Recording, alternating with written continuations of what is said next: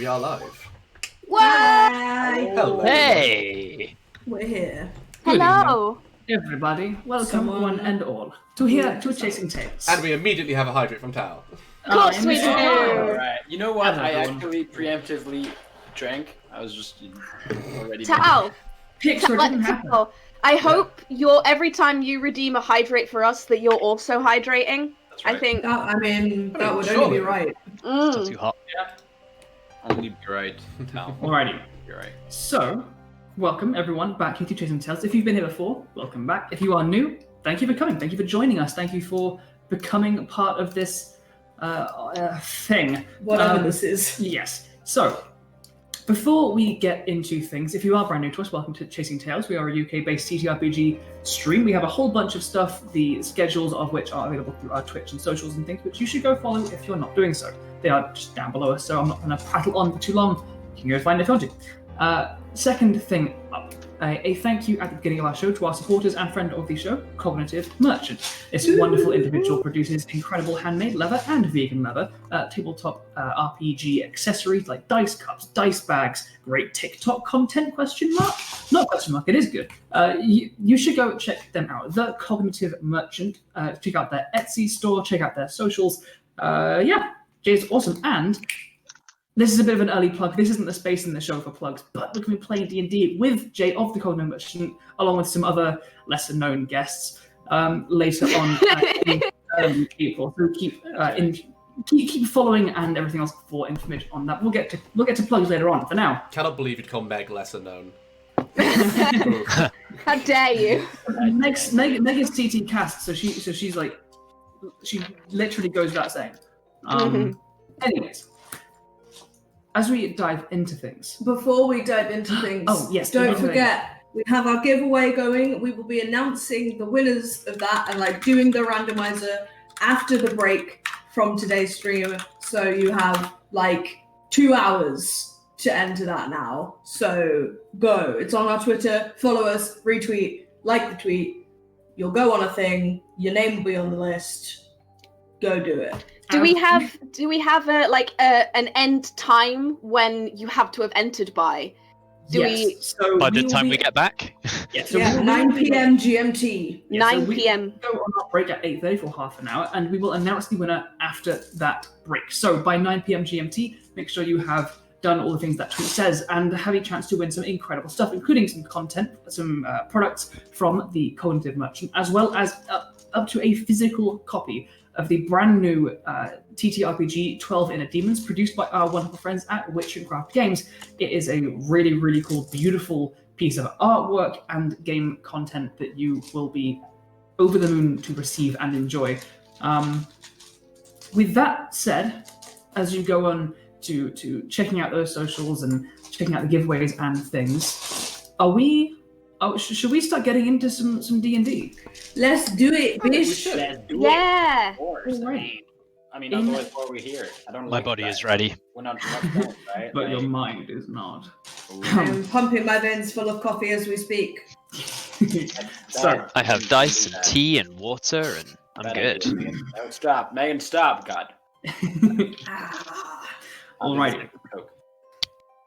The Soulguard, our group of adventurers, heroes to some, from the nation of Adigan, slayers of dragons, conquerors of mind flayer insurgencies, have been undertaking a bit of a task. An evil Lich Queen by the name of Kaiser has revealed a plot to resurrect one of the petrified gargantuan titans that once walked and dominated the earth as a figurehead of her army of undead. This ritual, however, involves many complicated components, one of them being the heart of a Zaratan, a mighty earthen elemental creature. That, luckily, has recently emerged, as it does every few centuries, with the convergence of elemental energies. However, before the Soulguard could undertake this particular excursion, one of their ranks fell. Maple Oakheart, the gnome rogue barbarian that they loved so much, fell, disintegrated in the midst of battle with the neighboring nation of Voln, with some strange twists, some aberrant magic that should not have been present in that fight. the group headed deep into the Underdark to seek access to the plane of Earth, battling creatures both fungal, demonic, fiendish, and elemental as they did so, eventually finding their way to the plane. In the plane of Earth, they discovered the hunt for the Zaratan, a festival hunt for this mighty elemental creature at the hands of the Tao, the Jinn of Earth that rule this plane. And of course, within about 3 hours of being there, they destabilized the government, witnessed a coup, killed the guy that was staging the coup, stole a Zorn, and ran. Charging through the elemental plane of Earth, led by this Zorn in this kind of gyroscopic chariot, along with their guide, Glower. They headed towards the Zaratan, led by divination magic from Hemlock's slightly fungal fingers, finding the path that led them closer to their goal, but they were interrupted. And that brings us to last time, where the lieutenants of the Lich Queen Kaiser, familiar faces and not ones with a positive memory, Lord Iseko Nighthand, the Death Knight, and Ophelia the Twilight Witch, an evil archdruid, stood before them, and they did battle. And that's it. Because it was a fucking long one. Yep. But in the end, the Soulguard emerged victorious. And as Ophelia lay dead on the ground, and Iseko's spirit and essence seemed to somehow drift off into the ether, the Soulguard found rest. The Zorn and their guide fashioning some respite within the rock, settling down to rest, to tend to your wounds, to gather yourselves and begin the journey anew in a few hours. And so, with that, as you are all resting amongst these kind of slightly burning crystals that make up this campfire in this stony space, resting as you do, for those that are new or need reminding, that's a very brief description, a reminder of who you are and who you're playing. And we'll begin this time with all the dice. Rowan. Oh, hello. Hello. Yes, I am playing Hemlock, who appears to be a young half-orc, half-elf woman, dark green skin and little pointed tusks, little ears, long black hair in a braid. About 6 foot tall, very, very thin and frail looking, leaning on a staff to assist a limp, and also has a growing out of the back of her head a shaggy ink-cap mushroom that looks a little bit like a hat, and a little bracket fungus growing out of her cheekbone, both of which glow gently blue. And now retrieved from the bag of holding to her rightful place, her familiar Lily, the undead glass frog, with a little fly agaric mushroom growing out of her back where she belongs. A lovely, creepy little shroom druid. Yeah. David. Hi, that's me. I'm David. I play Markos Astreva. He is a human man, about 30, tan skin, darkish brown black hair, and he is a ranger rogue who normally wields a rifle, but that's in for some upgrades at the moment. So he's using a bow. Sneaky archer boy, basically. Sticking stones. Perfect. Megan. Hi, I'm me, and I am currently playing Marigold. She is a gnome Circle of the Shepherd druid. She's 3'1". She's very small, and she has bright white hair that is pretty continuously braided back at the back of her head. She has silver druidic tattoos on her cheekbones and forehead. She is pretty much consistently in pastels and florals, for she is your mother and she loves you. And she is also currently traveling with Willow, who is the jackalope mount, previously of Maple, but now of Marigold. Yeah. Jordan. Hello. I play the lovely boy Nute, who is a Durgar Way of the Sun Soul monk. He has long white hair, usually pulled back into a ponytail, and a wiry sort of thinning beard with flecks of grass sewn in between. Typically, well, always goes around rocking some sick elven tattoos, but typically goes around wearing quite loose-fitting, quite simple clothing. No weapons generally seen on sight, because his fists are all the weapons that he needs. My body is a weapon. My body is a weapon, and it's gonna fuck you up. Let's go. Alright. I'm waiting. And finally, Alex. I'm playing Ashura Takahashi, 11 level bard, 2 level paladin, ready to smack some shit. He is bold, deep purple skinned, tons of scars, got some sunglasses on, long, very ornate, deep blue vest, with a silver armor underneath, gauntlets of ogre powers on his hands, a devil sword on his hip, and yeah, maybe a new dark armor for depending if he puts it on. Okay. But, yeah. In that case, I feel like at this point, is Ashura keeping his bald head? Because his hair would be growing back. Yeah, I know, but Like- he's been like keeping it. Like He's yeah, actually been shaving it. Okay. Yeah, exactly. Secretly, he likes it. Yeah. Alex likes it, so now he likes it. to be fair, going bald is is like that, where you do it and you're like, this is really weird, and then you get used to it relatively quickly, and you're kind of like, well, this is just fine. Yeah, and also Can't like confirm. doesn't want to be in the in between. I feel Yeah, like the in whenever between he is gets, always worse. right, like I feel Can like confirm.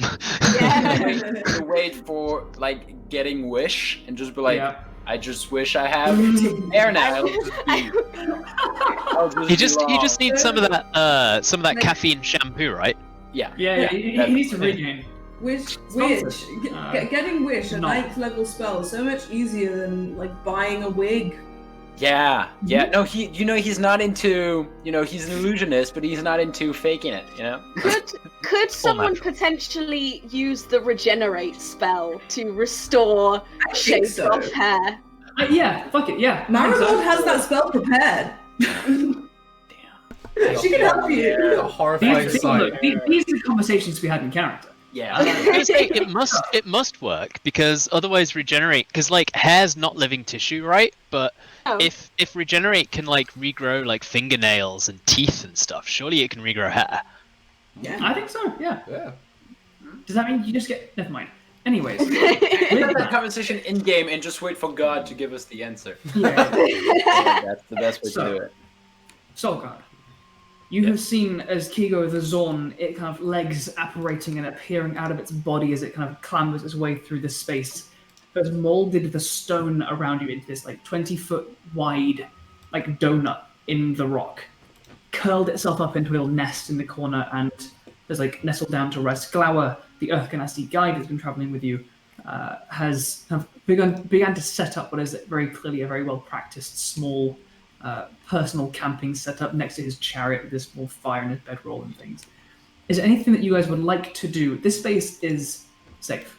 This is a one. Safe space. This is one little tiny pocket in a dimension of rock.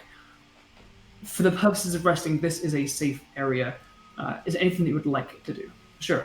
I have a question for the DM. I might have an answer for you. Yeah.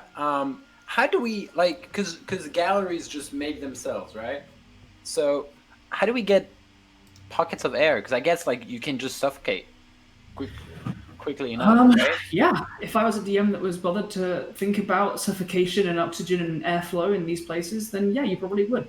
I mean, there's nothing to say that the rock isn't like porous. Yeah, And, exactly. like, I was thinking that when I said it, I was thinking maybe it's just porous You and know no one what? cares. It's magic. magic. It is Magic. also a magical plane of I infinite don't stone. understand. Physics is.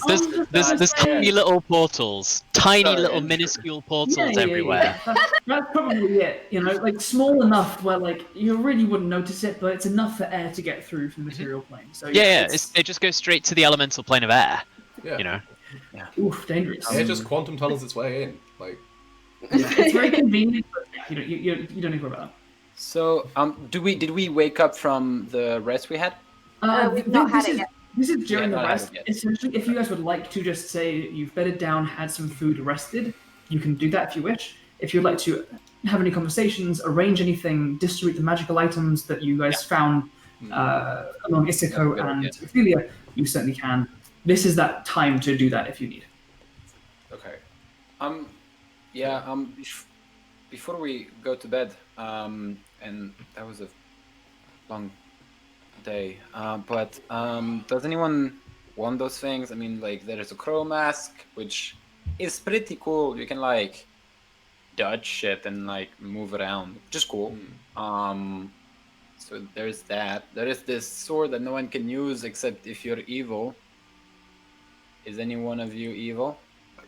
Now that you mention it, no. Insight check. Insight check. I don't care. That's an 18. Wait, plus. I think I have low insight. No, that's a 22. Yeah, he's not evil.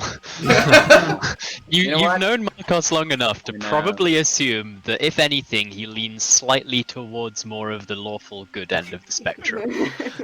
You never know what a fight does to a man. Basically, Markos is either good or he's very good at hiding it, and we should be worried. Yeah. I like that. All right. So this sword, I guess we can just put it in the bag. Markos, if you want it. Well, I mean, it is already in the bag. Yeah, it is. Sorry, I'll get them out here. Let's take a look. We show it to everyone and we put it back. There is a half-plate armor Yes. that might be pretty good for someone. It's not. A reminder: it is not comfortable half plate. It is full +2 plate armor that got bisected. And we've just kind of ruled that it can function as half plate because I think crop top armor is cool. The visual, it's like clean black, kind of vicious looking plate mail that is just cut off at the bottom of the torso, with like a weirdly straight line where Ashura's blade carved through it previously. Yeah. Well, I mean, if anybody has like a file, I can get rid of the sharp edge on the bottom where it got cut. That could help, yeah, because otherwise it's kind of a... Do you guys think that some carpenter's tools would have a file in there? Yeah. I feel like it would, right? Or like some sanding paper? Like finding metal with like... Finding metal and finding wood are different. I will say, for the purposes of this, the plate armor is not just plate armor, it's like the leather beneath it, the gambeson, it's all of that outfit. You can wear this and it won't immediately kill you. If in a particular moment it makes sense that it might pose a danger, we'll address that when we get to that. But maybe we should fix it up first before using it. To be fair, my armor is pretty great. I mean, it looks great. It was very expensive, but it wasn't. It's not that great at its job. It's like out of like 20, it's 16. No. If I put that on, it'd be like up to like a 19, you know? Oh, I think that's around where I am now. I don't understand your metaphor. I would also place myself at like a 19. If I were to wear the half plate, then out of 20, I'd be like a 22. But then wear it. Like, it's above 20. Wait a minute. Who measures things out of 20? I thought it was 10. Well, like, surely whenever you try to do something, don't you, like, pick a number between 1 and 20 and then add how good you are at the thing, and that's how much you succeed? Wait a second, do you all not use base 12? 10, I divide it by 2, and then I get... No, that's just punches. Base 12 is just for punches. Makes sense. Marigold, do you want to wear this? Because I feel like you're not very protected. I don't think I can, darling. But it's fine. The amulet is doing quite well at making sure I have enough, going power to sort of stay up for a while. I can always heal myself. Yeah, but like getting hurt hurts. Sure, I feel like you'd be the best one for that armor. Sure. Well, I guess Markos can just get to like a number that is like above the registry number. Like he can go to up to 22, which I feel is. As a comment, Markos, this half plate being +2 half plate, it would essentially be 17 plus your dex to a maximum of 2. So yep, I've put it on in D&D Beyond and it goes up to 22. 19, 22. but I'm not so keen on having like that disadvantage on stealth. Yeah.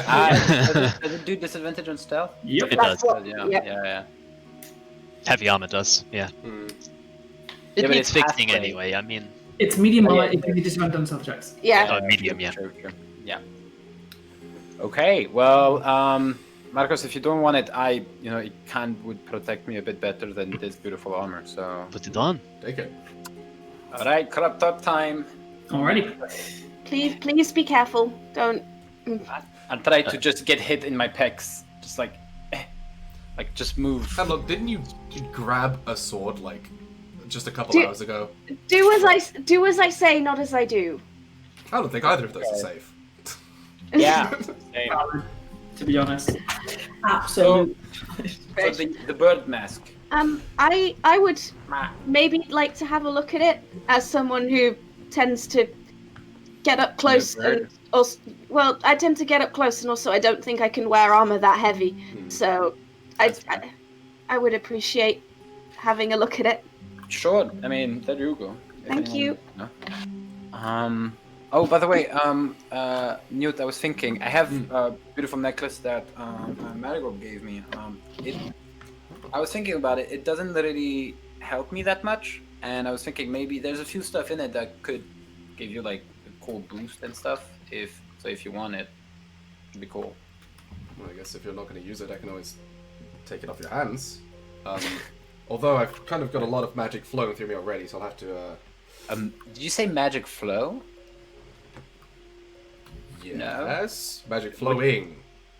Ah, okay. I thought you just said like I have a lot of magic flow, and I was like, I mean, I do. And then Nute hits out a sick fucking rap verse about the weave. fuck yeah! Alright. I personally think we should roleplay that moment. I personally think. Oh no, my throat, my voice is killing. Yeah, Oh, we should pause it. Yeah. That's such a tragic fact. I'm literally like, do it, you coward. Do it, coward. Do it. Okay. There you go. Here's the Thank you. necklace of the solar father. Oh, Yeah. sounds Do you have the mask, Hemlock? Yes, I do. I've added it into my inventory. Does I anyone? shall remove it. I guess does anyone want these gauntlets? I mean, they're somewhat helpful, but If anyone wants to get very strong, if no one wants to be strong, I can always just. We can they just used to put be them in the bag. maples. Yeah, they'll be going back to Maple when she comes back anyway. Yeah. We've got already like stuff for her, like the axe and shit. That'll be Alrighty. good. Alrighty. With that little trading of things around, are you all content with your equipment? Yeah. Aside from being covered in bear hair, digestive juices, yes. Yeah. Do you want me to? I can't do anything about it. I was I thinking about it. if Hawkwood here, she could do the little like Yeah. wave her right? fingers and clean me up nice. But Yeah. I can't. I guess I'm just going to have sticky Oh, clothes. Marigold, you can just do the tidal wave thing, right? Yeah, I could. Yeah, Markos, go onto the wall. Markos. I do just have create water, which is a bit less water than a tidal No, wave. but the tidal wave is fun. Trust me, Markos, the tidal I like wave the is so tidal much wave. fun. If you still have spells before we go to Fun? sleep, then please. Isn't I it do. 3d8? How fun is this? If you It's very fun. Rowan, it would kill you. It's 4d8. Fucking hell. But you can specify stuff as non-lethal, so obviously we'll do this. Fireball, non-lethal. It's fine. But yeah, I'll line everyone up. No, I don't want to. Like a fucking firing squad. We're all dirty. We've all been fighting. We're all covered in blood. Yeah. Like, I will just line everyone up, and I will tidal wave towards us. It's like- we can, Yeah. like It's down. like when you get into prison and they just try to kill you It's the hoe. kind of like that. You're just standing against this stone wall. Marigold's Yeah. just standing like, and opens a rift with a plate of water, blasts it into your face. What save do you guys need to make against that? I'm not in it. I'm not in Okay, it. then those of you who are within it, you guys make a dexterity. Alrighty. Pass the Use your chair. hand Hell out yeah. of in front of you a ball of water. Rolled a nat one. Nice. 17. 23. The damage is doubled, by the way, on a nat 1. That's the new rule. I mean, I was gonna suggest like do it against the walls, so we just get the splashback of like water with less momentum. But hey, you know. New standing face on. I mean, Yeah, guys, Markos I didn't even save from my own spell. So. Nice. Hemlock and Marigold just fucking deck it. Did you cast it behind you? The feeble, almost half-myconid druid and the 3-2 gnome get hit by a tidal wave and go off their feet, slam into rock behind you. It's 15 bludgeoning damage. I don't know. Ow! Oh, nice. What's your DC? 17.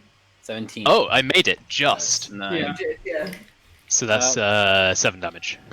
It's Evasion. hard if you kind of forget the fact that you're clean-ish. Like, it was unpleasant being sticky, but now you're soaking wet, and you've just had enough shit kicked into you by this tidal wave that would kill a commoner. Quick, Nute, go around and like hug everyone and warm them. Yeah, so Nute, because technically he, with evasion, doesn't take any damage, I imagine just like comes out the other side of the tidal wave, somehow just completely dry.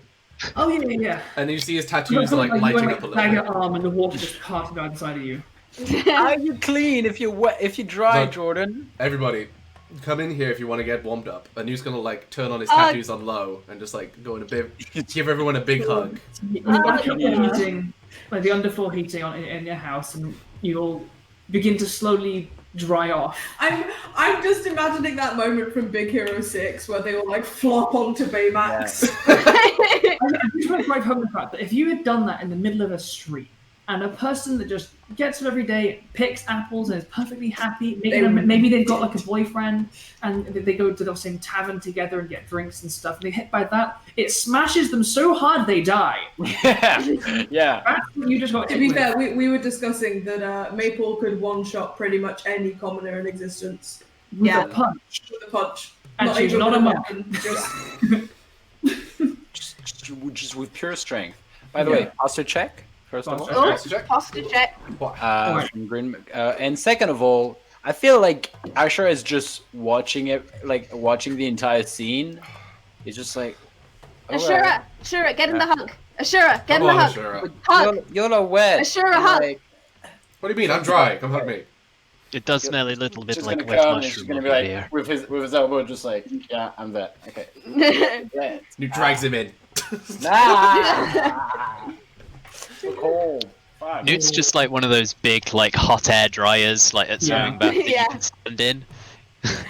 Just like Or come out with really frizzy hair. It's a nice decompress after a fight. Exactly, right? Guys, we're so domestic. We're so you kind domestic. of We are. really are though. Like a cold tidal wave bath and then a heating hug. Who It's like needs a a spa day. spa in a tavern, you know? Exactly, Yeah. right? Just We have a cave and magic. Hey, That's- hey, real quick, what's Glower doing? Yeah. Glower is absolutely like they. Wait, hold on. I need to just double check their stats real quick. What they have on hand. Babe. Okay, he hasn't got any I water. was just watching us. They haven't got any like water summoning stuff. So they're like, he's mostly just like sitting down against his chariot. He's got his bedroll out. He's kind of put like a sleeping bag over his legs and kind of reading a little book. And he's like, looks up at all of you, line up and get blasted off of your feet. Half of you, the other half of you, like staggering backwards and then huddling around their Durgar friend as his tattoos begin to glow. And he like, as you like turn to look at what he's doing, he just looks at you.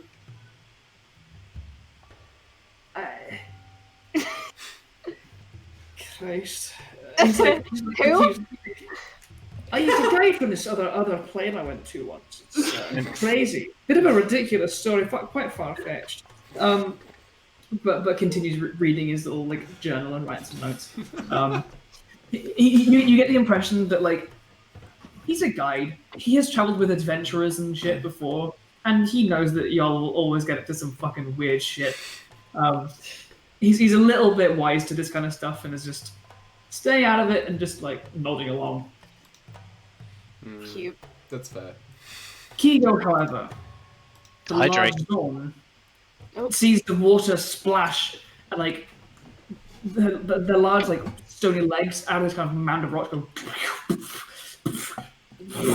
and like rolls and splashes in like leftover water as it pulls in the bottom of this space. It's kind of terrifying. You are kind of like you're in like a Beyblade arena and a Beyblade is spinning, chasing the water, and you're in it, and it's like going around the place. Kigo's just like a big rock puppy. Kinda, yeah. I love Kigo. I love Kigo so much. Spins a little bit, and then like their arms kind of like one arm like plants in the base and spins. The other one's like flare around the outside, and, like, everywhere. And like goes for a bit of a roll around, appreciating a bit of the decompression as well. They didn't fight in the big battle with Iseko, but they got very scared. And so it's appreciating a bit of the wind down. And Glower like a wide smile spreads across the Gnassi's face as he sees his buddy having a good time. Oh yeah. Fair enough. So, with this water park end to the evening, is there anything else you guys wish to do before having your meals, bedding down for some rest, and spending a couple hours taking some respite before continuing with the journey? I'd like to attune to the mask. Alrighty? I want to, while we're sort of all together, just be like, okay, everyone, I know we didn't agree on any payment or anything originally for Glower, but he has helped us a lot more than he expected to. We never told him there was going to be a fight or anything, so I think it would be nice if we could maybe like get some gold or some items or something together and, you know, give him something to say thank you. That's fair enough. Agree. I've got a bit of money. I will say, in our defense, we also didn't know we had a fight coming. So No. Yeah, that's fair. Right. I mean, it's kind of par for the course when you're us, if I'm honest. yeah. I mean, like it wasn't part of the deal, but you know, he did pretty good during the fight, so you know, I'll I can give some gold. yeah, like 10 I gold have- is good, you know. Just 12, no, 10 gold is good. You can buy like a meal. Sure. I have, I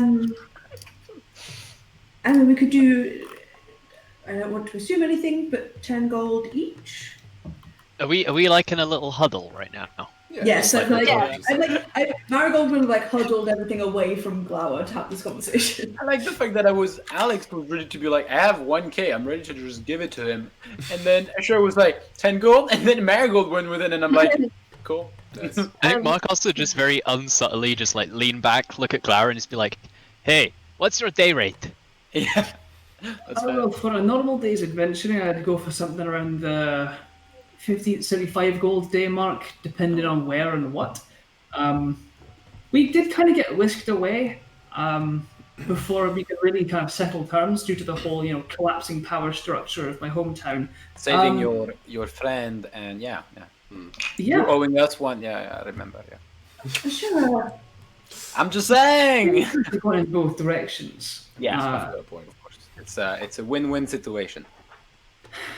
Look, at this point, you got Kigo out, and you got rid of Crucible, and I don't know what that means for home, with the mess that's gonna leave. He closes his little notebook and leans up and crosses his legs.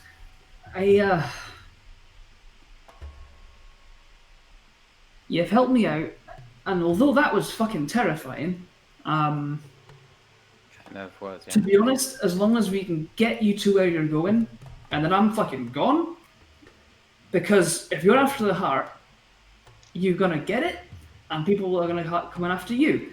So I'm just not gonna be there. I'm gonna have to abdicate myself from that whole situation. That's fair. If that's the extent of the rest of this little journey, then I'm content enough to say you got Kigo out. I'll call that a favor for a favor. I accept tips. I'm not like that. And Marigold's gonna like wander up to him and just straight up hand him 50 gold. Hemlock, I was gonna do that. Hemlock, I was going to do exactly the same. Hemlock I was will gonna do the walk up exact and same hand thing. over 50 gold. I was just messing with him. Ah, shit. Markos is gonna Markos lean is back in like- and be like, Marigold's right, so not gonna 200 be gold around total, much but you guys are like, 50, 50, so Markos will just go, 50. Yeah. I guess and- Nute will and- also pop in 50. Sure. Except, He's like, oh, thank you, that's appreciated. Alex, you just said you had 1k. Marigold gave him 50 gold. She had 119 come gold. on, bitch, put your gold where your gob is. Let's go. Ashura's plan was amazing. Ashura's plan was like, no, we just pay him like very low gold, and then he pays him like 200 just so he can be the moral, like Fuck off. at the end of the day. So he'll just stand up and be like, like just remove the dust from his legs. I'll just be like, kind of go up to him when everyone is just like walking away from him after giving him money. I'll just give him 200 gold and be like, between us, thank you for the fight and everything. He like looks up to you and he's like graciously accepting like the 50 and the 50 and the 50. He's like, oh, thank you, I appreciate it. This will help a lot. And then as you like drop the 200, he's like, thanks. No worries. And like his eyes like narrow at you slightly, and as you see, he's trying to like read. He's trying to get a read on what's happening here. Yeah. What? Hold on. Yeah. He's going like, does this man want me? Wait, do I roll perception? No, deception? I'm gonna. He's rolling an insight check. Yeah. If you are trying to mask or convince him of anything, you may roll a persuasion or deception check if you would like. If not, I'll say you can just set a DC for how cryptic cool. you think your intentions Because are. I don't think it's like very deceptive, and if I try to roll deception, he won't be able to know. Tell me how much you rolled. He rolled a 23. Okay, cool. Yeah. Ashura is thankful for his fight and helping them during the fight, but also like just it's between us. I'm the nice Okay, one. so it's more of a moral, selfish. I'm the one that gave the most type But deal. also there's a tiny bit of like thank you. Okay. There's no like hitting on him or anything. No. Okay, cool. He like squints his eyes at you a little bit. And he's like, "You're welcome." And he like takes that as well, and he goes and sits down. He like does it up into his like his little kind of lock box in his chariot, and kind of ties that all up and locks it. Ashura feels better now. Nice. Like you said, like you said, Glower, a favor for a favor, but you might need a little bit of funding just to like maybe try and keep a bit of peace. You seem like a man with a good head on his shoulders. I'm sure a lot of people in the town would agree that maybe authoritarian rule is not necessarily for the best, huh? I mean, look, I'm gonna be honest. This is more traveling, maybe. I'd like, this is quite a long. I mean, in a place like this, it's not the most rife with companions. Making friends here isn't the easiest thing to do, and if I can, it's one of the reasons I like guiding, right? You meet people doing cool stuff. If I can travel some more and explore some more, wouldn't mind making some new friends elsewhere. So I might head up surface side of your world and I don't know, see what I find. Maybe get a small house on a beach somewhere. It could be nice. Don't spend long in the Gordark. Is all I'm going to say. All right. You'll Doesn't know. sound good. And unless you really like pirates, avoid the Silver Run Sea.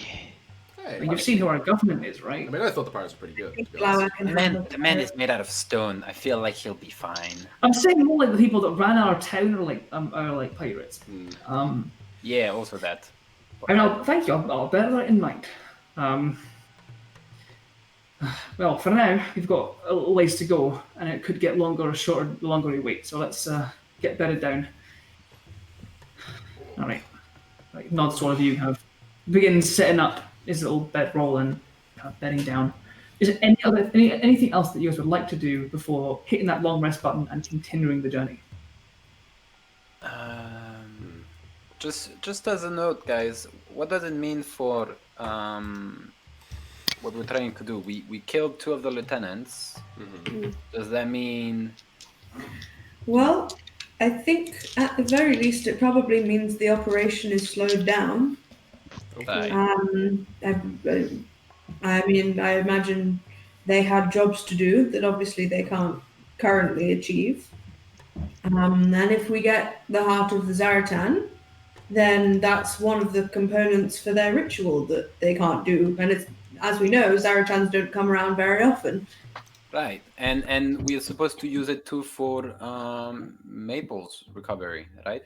I believe, it is sort of acts as the diamond component, I suppose. So if we manage to just use it as a material component, what, Kaisa would have to wait? It'll be gone. As far as we're aware. She'll have to wait another 1,000, however many years until another Zaratan comes around. All right, then I'm cool with that. And Hemlock, I think, I don't know, Rowan, did you tell us that Nighthand, Iseko was really dead, yeah? I did it very briefly. I mean, I'm pretty sure the Nighthand isn't done for. But then again, I don't think it was ever our plan to just take the heart of the Zaratan and then say, well, job done. Yeah. Because there's one way of ending the world doesn't mean there isn't others. Well, the Titans were part of sort of a larger undead army, Yes. right? So the other sections of that army are probably still being amassed. And also, I mean, if this Zaratan comes around every few hundred years, quite likely that most of us are still going to be around then. Sorry, Markos. Well, I mean, couple of 1,000 years, maybe not. Couple of 100 years, I think. Yeah, I'm good. Well, you know, I might die from like someone stabbing me because I talk too much. Yeah, I mean, that's Your life expectancy is largely lowered by your personality. Yeah. But which makes everything more exciting, you know. It's kind of, Someone put that on a t-shirt, Christ. Oh my god. Sometimes Marigold is our mum. Sometimes just says the things that hurt the most. No, That's Ashura what knows. parents are like, right? Ashura definitely knows. Okay, so we save Maple and we go back to kick Kissa's ass. I don't know. Maybe. Because out of the lieutenants, I feel like Nighthand is the only one that will come back, I guess.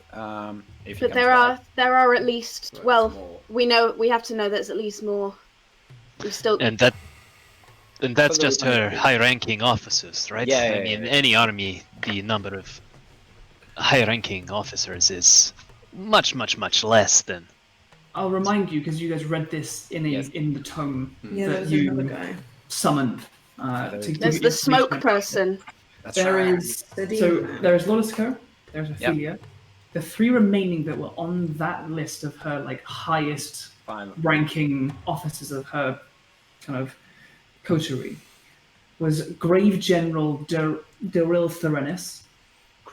There is the Void Watcher, who is an Eidolon, and there is Maldeus Ra, an undead pit fiend. Oh yeah, Grave General, Void Watcher. The Void Watcher we've met because that was the smoky person. No, they were just around when we ran into Kaisa That's right. at Titan's back. That's right. That's We right. haven't met the other 2. Yeah, a pit fiend I would remember. Okay, yeah, we still have a lot of to do. All right, cool. Great. Mhm. Ah, fuck. Let's have none of them know how to just teleport on top of our heads.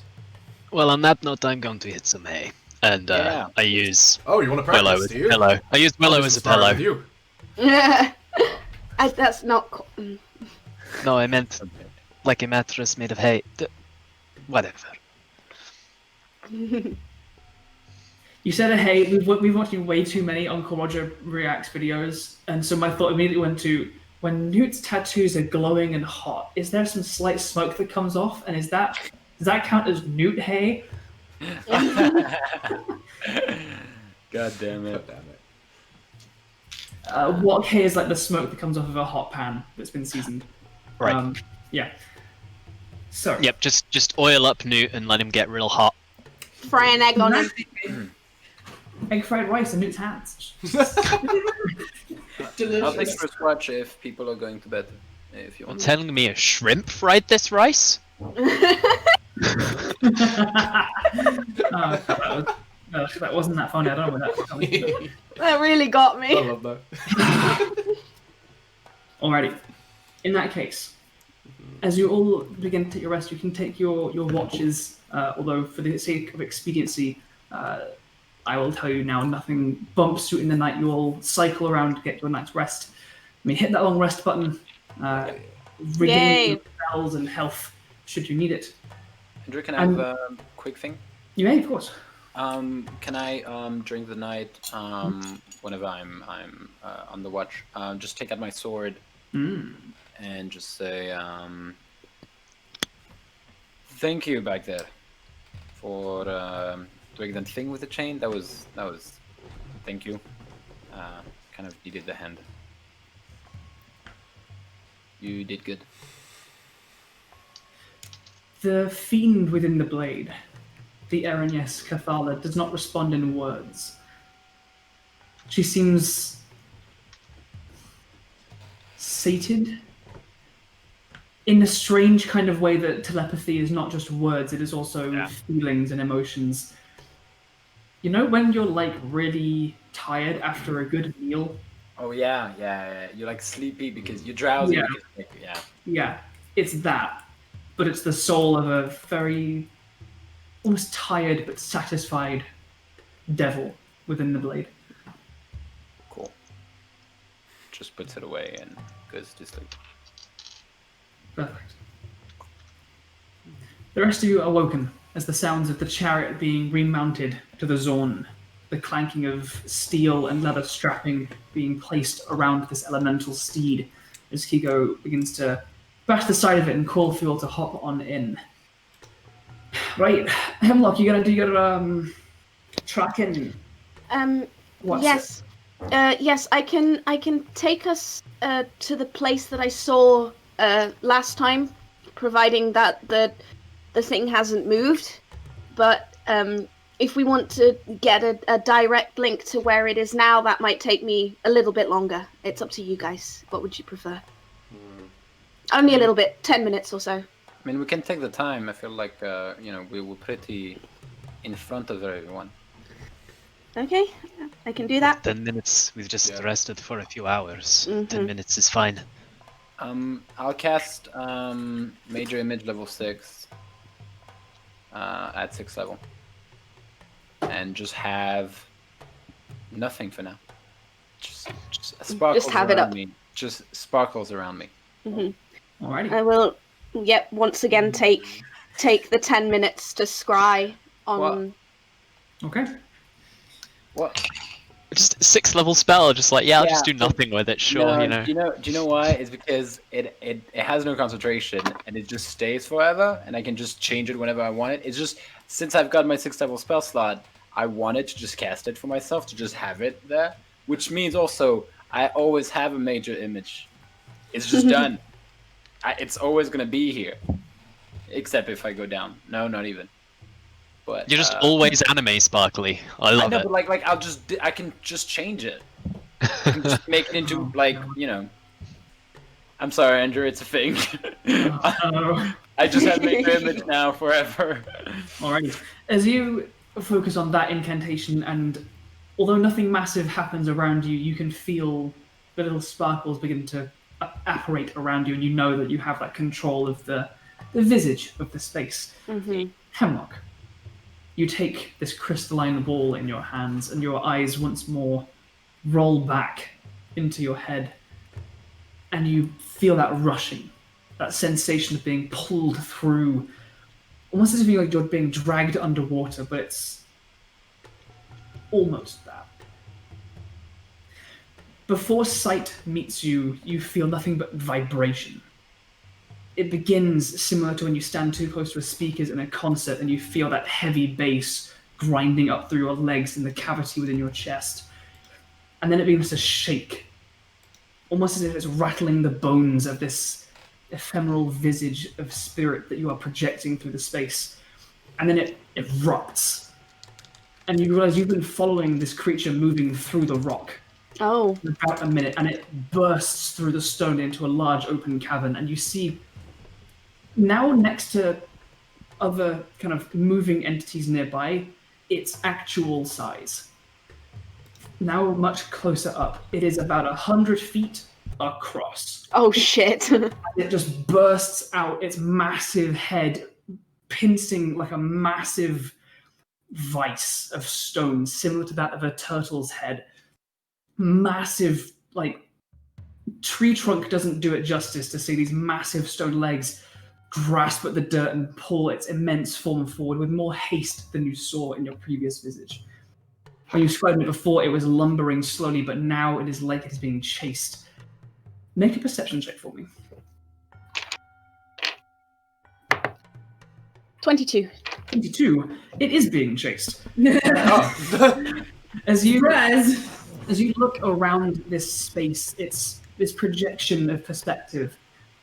As it pulls its way through this cavern, you can see almost like floating and swirling above it, like birds around an island, mephits, those small elemental creatures on ratty wings, flapping and kind of chirping around it, slopping little bits of dust and dirt and sludge from them, which kind of rains down around it like a small localized hailstorm.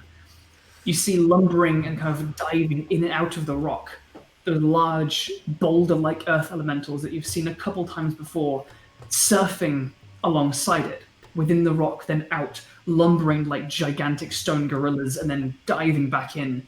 And you can see chasing it, an absolute horde. You see it on one side, bursting out of the rock from behind it in the tunnel that it has left behind. You see 3, 4, 5 lizard-like creatures, about 8 feet long with dark kind of blackish green, a yellow stripe along the back, fangs bared as they kind of skitter out of the cave, followed by a much larger example, a hood expanding from its neck as it drives forward, and on its back, in a saddle, you see a humanoid figure, a cloak billowing behind it, a bow in their hands, as they seem to be commanding this small swarm of lizard-like creatures. On the other side, you can see, as your kind of perspective almost like rotates, like you're in like GTA and you've pressed B for cinematic mode and you kind of rotate around it. You see like a massive like club. You just see the top of it kind of crest over, and then a thump, and this massive stone island kind of almost like wavers to one side before it regains its stride.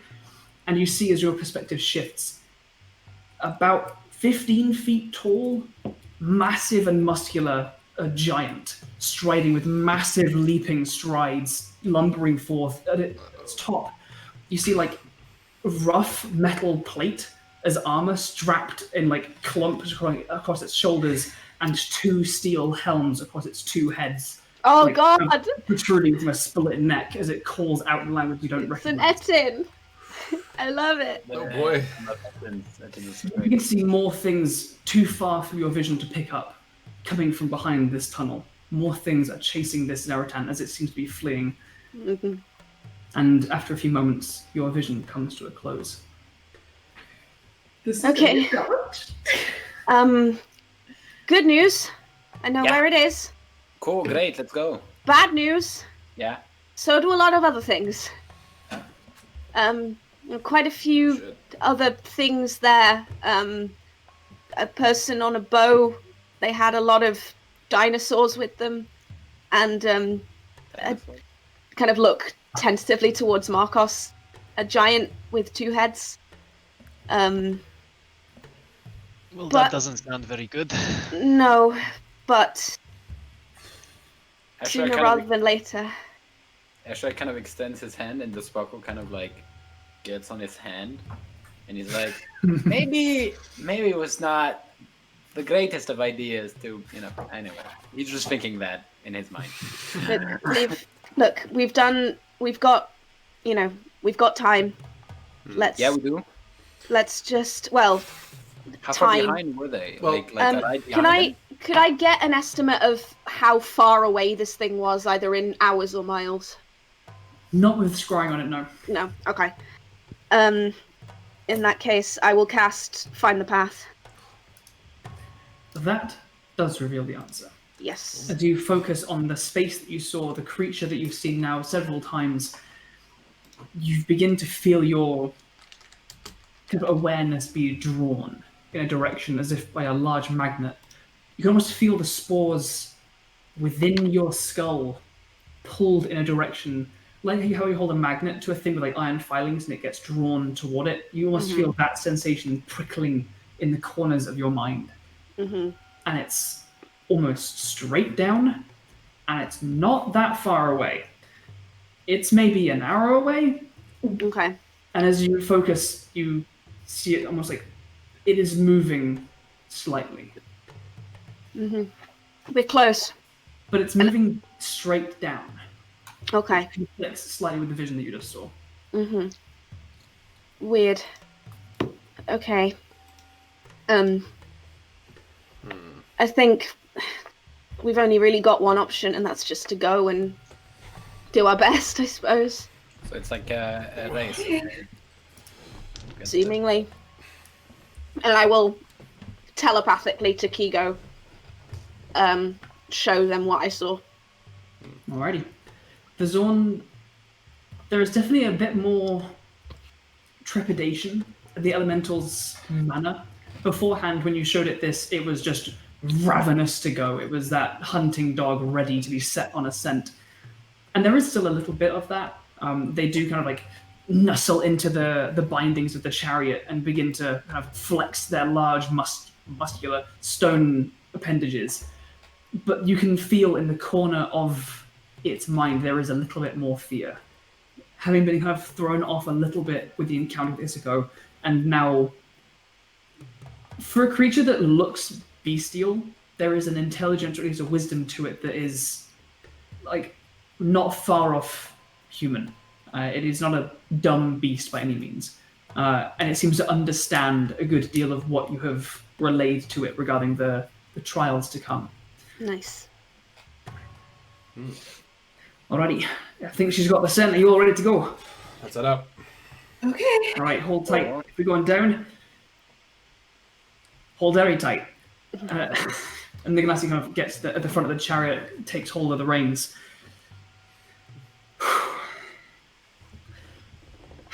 Ready? Yeah. Yep. Yeah. I guess.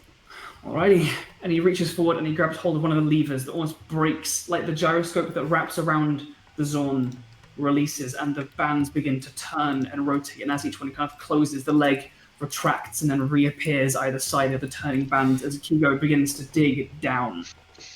And the whole chariot begins to lean forward, and you find yourself bracing yourself once against each other and the railings of this vehicle. And that force that you have holding yourself up as it's leaning down drops as Kigo lets go of the restraints of pulling down the initial start to this tunnel and begins ripping their way through the earth, channeling you down, sprinting through the earth, similar to how you were the day before. Gravity seems to leave you. It's pulling you back as just the force of acceleration of this elemental dragging this chariot, carving this tunnel through the earth. There is another empty, falling feeling as you feel the ground beneath you opens up and you are once again just a missile until the earth comes to meet you, and like a dart through water, you puncture right through the earth elemental, carving this path before you. 10 minutes pass. Oh, one real quick thing. Thank you to Wilbo for gifting a tier 1 sub. Hey, thank you, And Wilbo. also, may you have advantage because of Wilbo. And also, hydrate. Okay. Hey. I was Many waiting. things. Bring it up. Remember, if you only just got here, there's a about an hour and a quarter left to enter the giveaway. Giveaway. Give away. With a dice bag or something. Alrighty. 10 minutes of this pass. Of you channeling through the rock, nothing to be seen apart from grey, black, brown, reddish clay streaking past you in a blur. Until there is another gap, but you feel your stomach being turned inside out as gravity itself begins to just fucking move. You are not falling and pushing down. You leave a surface and you're going, and you feel mid-fall down, shifts, and is the other way. And the chariot begins to turn and twist. And as it does so, a cavern opens out before you, illuminated by shattered chunks of glowing crystal, of blues and reds and pinks and yellows and whites. And you can see the thing that's causing them. Because with each, the whole cavern shifts and the lights flash, some change colour and meld away. Entire sections of the rock are being ever shifted and moulded, as in the middle of this chamber, you see this massive, hulking elemental creature kind of cornered, standing still. And as you catch a glimpse of this, for a moment you forget, oh shit, I'm fucking falling out of a chariot. I need all of you guys to do two things for me. Oh no. Okay. I need you to first make a strength saving throw. Strength. You go, Hemlock. As it begins to plummet back toward the ground, not Pigo first, as it has been so before, but sideways on. Guess I don't have a chance to quickly put the gloves back on. I'm gonna say no on that one. Can I assist our good pal Hemlock in this at all? If I'll I say- succeed mine? Yeah, if you succeed yours, I'll say you can give Hemlock advantage. Okay. Oh, thank you. Wow, I'm so proud of my paladin. I don't know if I'm going to succeed mine. Yep. I got an 18, so if that succeeds, can I instead try and help Hemlock? Yeah, go on then. 'Cause God I got knows he 14. Okay. I just want to thank Will for that advantage because oh my god, I needed it. All right. Sorry, go ahead. Yeah, well, I'm just gonna go down the call because otherwise it's all like shouted out in dots and stuff. So Ashura. It's a 4 + 4. So okay. You land there. Markos. Great. 14 total. 14. You land over here. Hemlock. With advantage, it was a 9. A 9. All right. You can land over there. Nute. 18. 18. You can land closer there. Marigold. 19 for me and a 21 for Willow. Hell yeah. Holy You guys damn. stay near that initial landing point. The rest of you, so Ashura, Markos, and Hemlock, you guys take 17 points of bludgeoning damage as you go flying. You let go of the cart as it slams toward the ground. It manages to roughly keep itself level, but the ground here is cragged and rocky and torn. The three of you lose grip midair as the gravity shift occurs, and you go flying into the middle of this chamber, collapsing and crunching into the stone itself. And now, I need all of you guys to roll initiative. Yeah, there it is. Oh boy. There's so many people. Oh my god! Is in mid-swing. Holy shit! I have a question. Shit! I have a question before we You don't start need to roll. the fight. You don't need to roll these in roll 20. Just go look at yourselves on the order and type your numbers in. What the fuck? This is a big battle map, Andrew. Yeah, this is a big Yeah. That's a big boy. Go I have for a it. large creature, Andrew. Yeah, it's kind of like it's just kind of big. Yes. Oh, Zaratan. 120 on initiative. Hell yeah.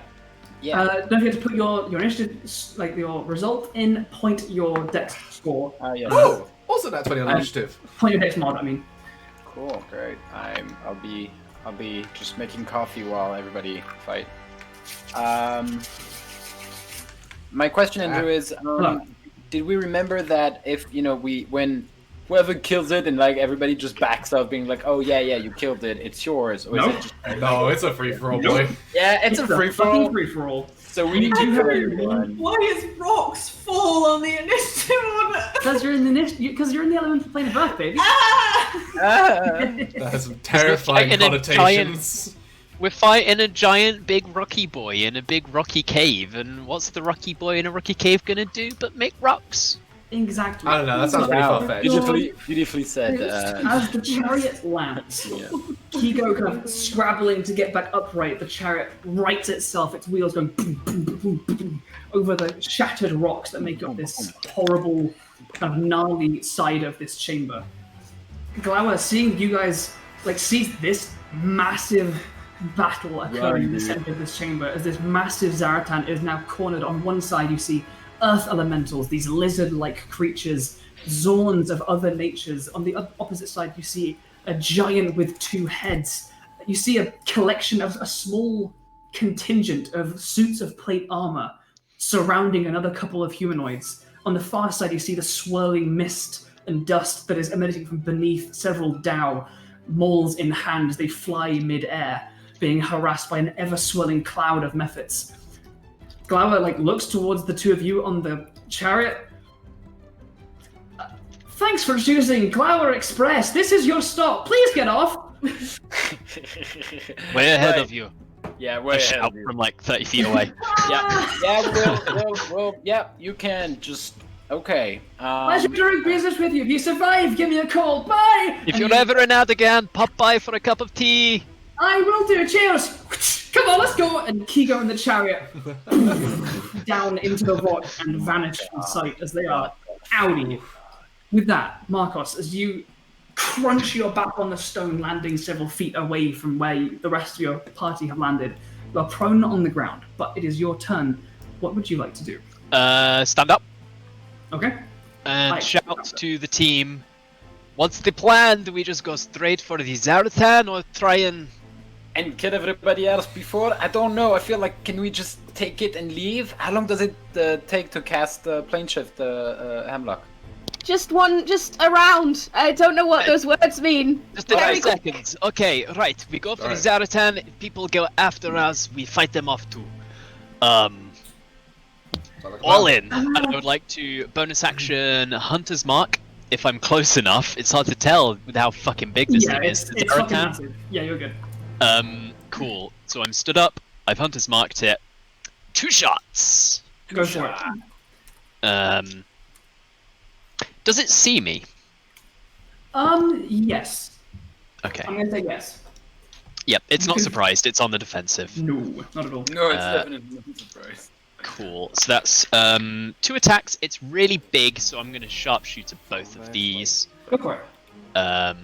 So the first one is a what am I doing again? Is a 18. 18 does not hit. Ooh. Okay. Uh-oh. Second one. Less. Fuck. Alrighty. As you take your knee, you take aim, you loose these 2 shots towards the creature, and they hit it, but they just boom, boom, off of its hide, which is just rock. It is just like a moving avalanche on legs, and your arrows just glance off the stonework, shatter, splinter, and kind of get lost amongst the curling dust that is moving and swirling around this creature. Anything else for you? No, that's me good. Thank you very much. Alrighty, Nute, as you take a step off the chariot and it vanishes behind you, it is your turn. What would you like to do?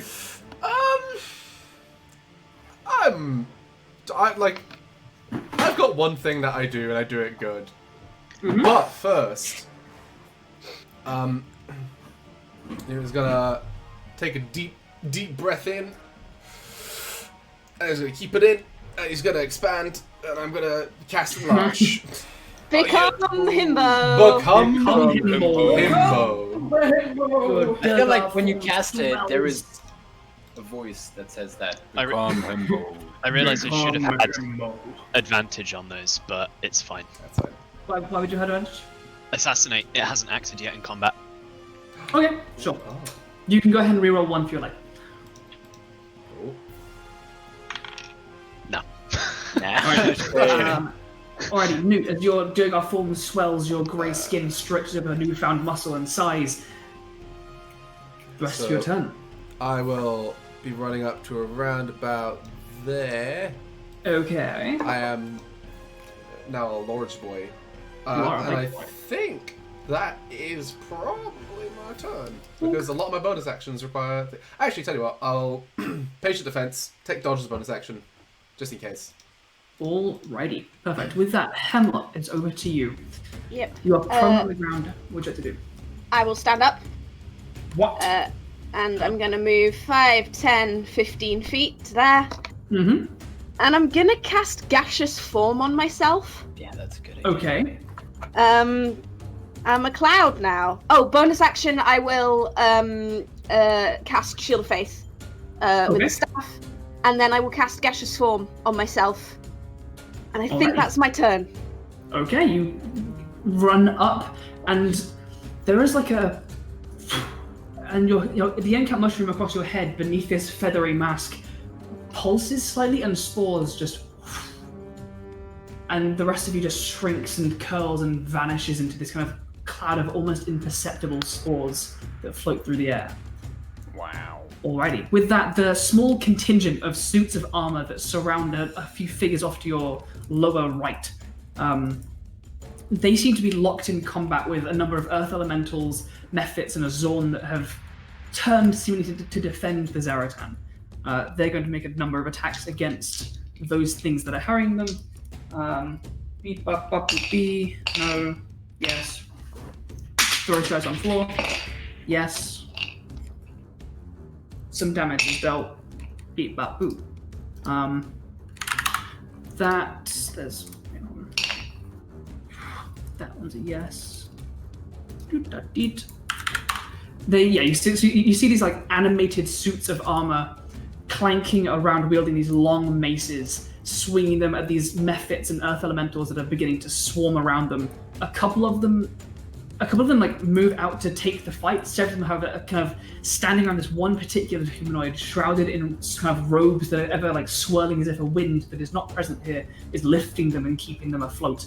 You see a hood kind of billowing around their head, obscuring their features, as they move to guard the figure. A number of the Dao on the opposite side, mostly, are going to be attacking the Zaratan itself. Bunch of this, bunch of that. 2, 3. I want you all to know I just tweeted a screenshot of this battle map so that everyone can see it because it's fucking insane. Yeah. Yeah, I mean, there's so many people. I tried to extend the turn order so I could see everyone who's on it, and there's not enough space. Please, a couple of the Dao, one is being attacked by an earth elemental and some mephits. The other two are just ignoring the things. They have flown up into the air like a dirt devil of dust and grit swirling beneath them as they lift up these massive, one with a maul, one with what looks like a massive pickaxe, and they just swing it down and chip into the hard, rocky exterior of the Zaratan itself, as they are focused on their goal. With that, Marigold and Willow, it is your turn. What would you like to do? Hey bros, time to do something really fucking chaotic. So, Marigold is going to, for now, stay where she is. Okay. Willow will move in a moment, but there's a reason I want to stay here right now. I am going to hold up the Staff of Fire. Okay. And within this 60-foot line, Okay. I would like to cast Wall of Fire. Fuck yes. Nice. Can you draw me a 60-foot line, please? I can try. Let's draw a line. Let's make it red. And it's That's 10 something feet like four out thick. of it. Is that right? Why won't it let me draw a line? What can I do? I can draw a line for you. Is it 10 feet thick? It is. Double check. I think it's 5 foot thick. It's 1 foot. No wait. Yeah, it's 1 foot thick. So thick. 60 feet long, 20 feet high, and 1 foot thick. All right. Nice. And there's the spiky side. Perfect. Each creature within its area has to make a dexterity saving throw. Let's make some dex saves then. And one side of the wall, so the side with all of the creatures on it, not the Zaratan, Oh fuck! I just accidentally closed my fucking character sheet. Oh no. Okay, it's okay, guys. I have it pinned. It's fine. That's a good. Yeah, one side of the wall, so the side with all the creatures on it, also takes damage. The Earth Elemental, Etin, and Dao all rolled less than 10, so go ahead and roll the damage for that. They all roll really garbage, because it's me, and I can't roll dice. I'm accepting donations to get more dice. Again, you were rolling really well in the game in Witchcraft yesterday. It's just karma. To be fair. This is my foot to get it back. I think you need to buy a better gaming chair. That's probably right. it, actually. That's right. And I'm currently using a headset and 2 stools for my monster books, so maybe that's what's going wrong. That is 23 damage. Hell yeah. And half if they made a successful saves. My DC is 17. And then the side of the wall that those creatures are on, if they end their turn within 10 feet of that side of the wall, they take that damage again. Alrighty. So if they end their turn there, they take another 5d8 damage. Hell yeah, the opposite side of this chamber is illuminated and flickering orange and red as this fire just across the opposite side. You hear a roar in Giant, those of you that speak it. Hear a, "What the fuck?" as this Etin's 2 voices both ring out in unison as the flames erupt before it, warding them away from their prey for now. Anything else for you or Willow? Okay, yes, Willow, I am obviously on him, and we are going to move. Willow's just gonna like action dash to get me to about here. Perfect. Moving alongside, you've seen Hemlock vanish into these kind of colour spores, Nute in bimbo form. With that, the various mud methods across the chamber are going to take their turns. Yeah. There's so many of them. These ones are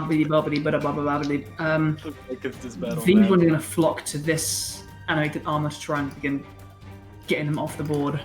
So that's going to be a bunch of Become those. bimbo. 2 yes.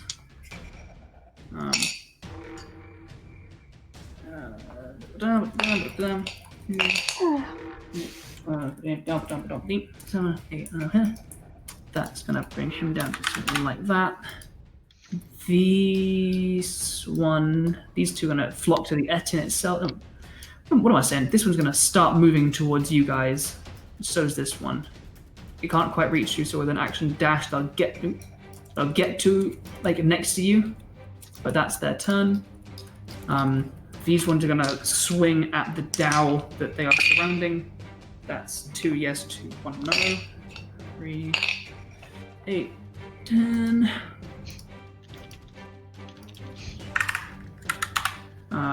Then swarming around the Dao, he's going to go 1.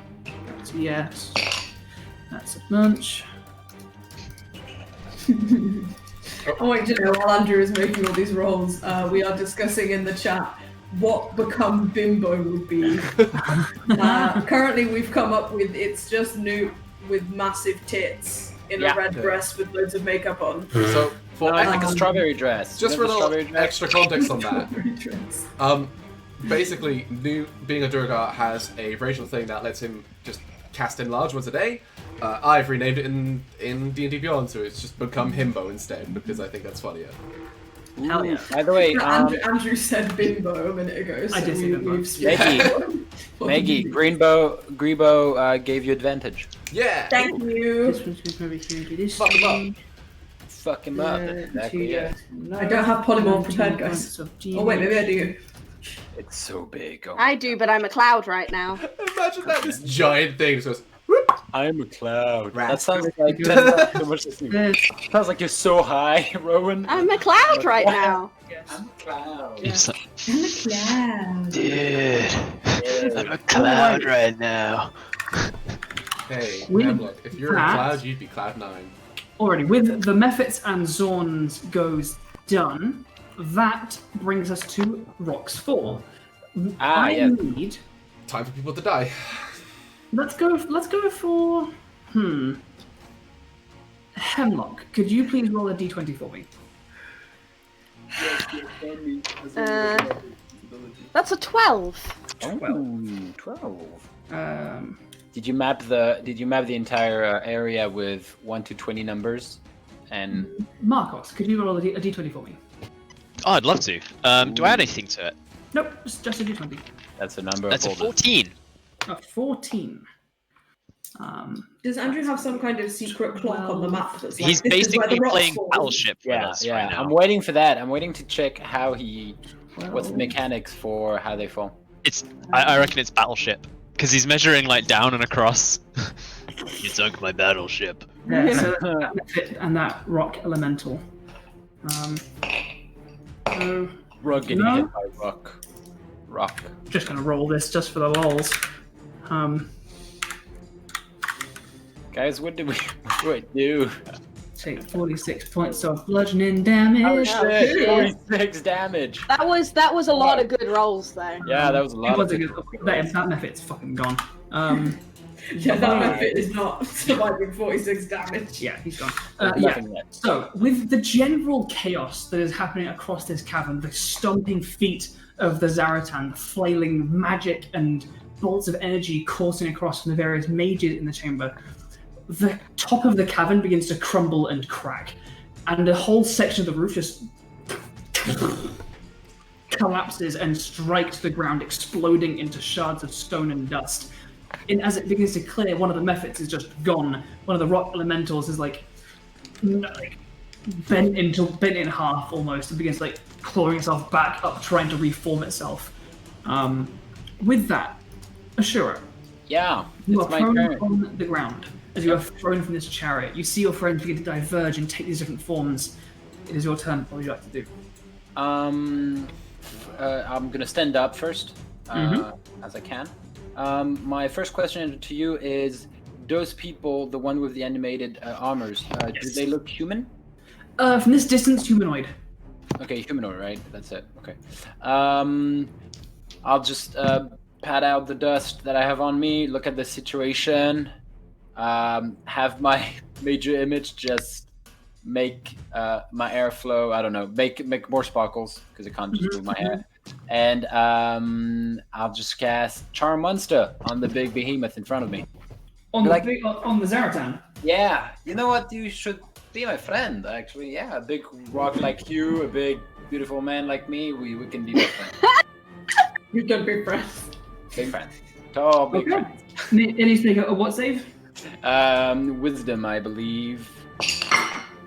That is actually, unfortunately, a 27. Oh Jesus It's Christ! right under my thing. It's Why is this Use charmed. Okay, cool.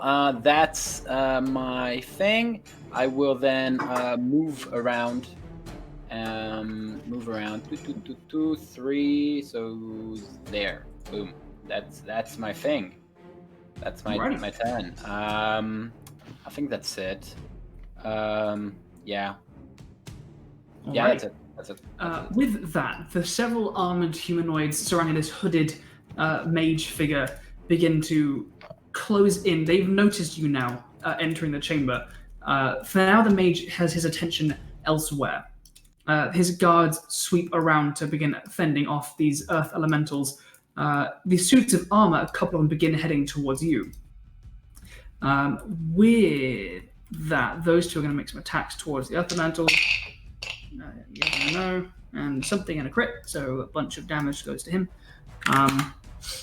The mage himself is going to wheel around to about there, and seeing the suit of armor begin to crumble, he brings his hands up, utters an arcane phrase inaudible across the distance and din, and a massive of thunderous force blasts out, and you see all of those methods just go as the thunder wave shatters them into pieces. The armor itself as well gets sent to pieces.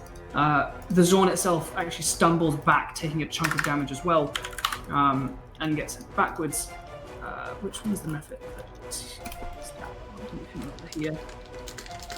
And all of these guys are blown up from that thunder wave. And this hooded figure like whips around, and from beneath this hood, you can have noticed him looking and noticing all of you guys flooding forth. That The ranger on the opposite side with all of his lizard friends begin to just go to town, mostly on the Zorn and elementals and stuff. A bunch of them kind of go at each other. It's this like scrappy melee of claw against stone.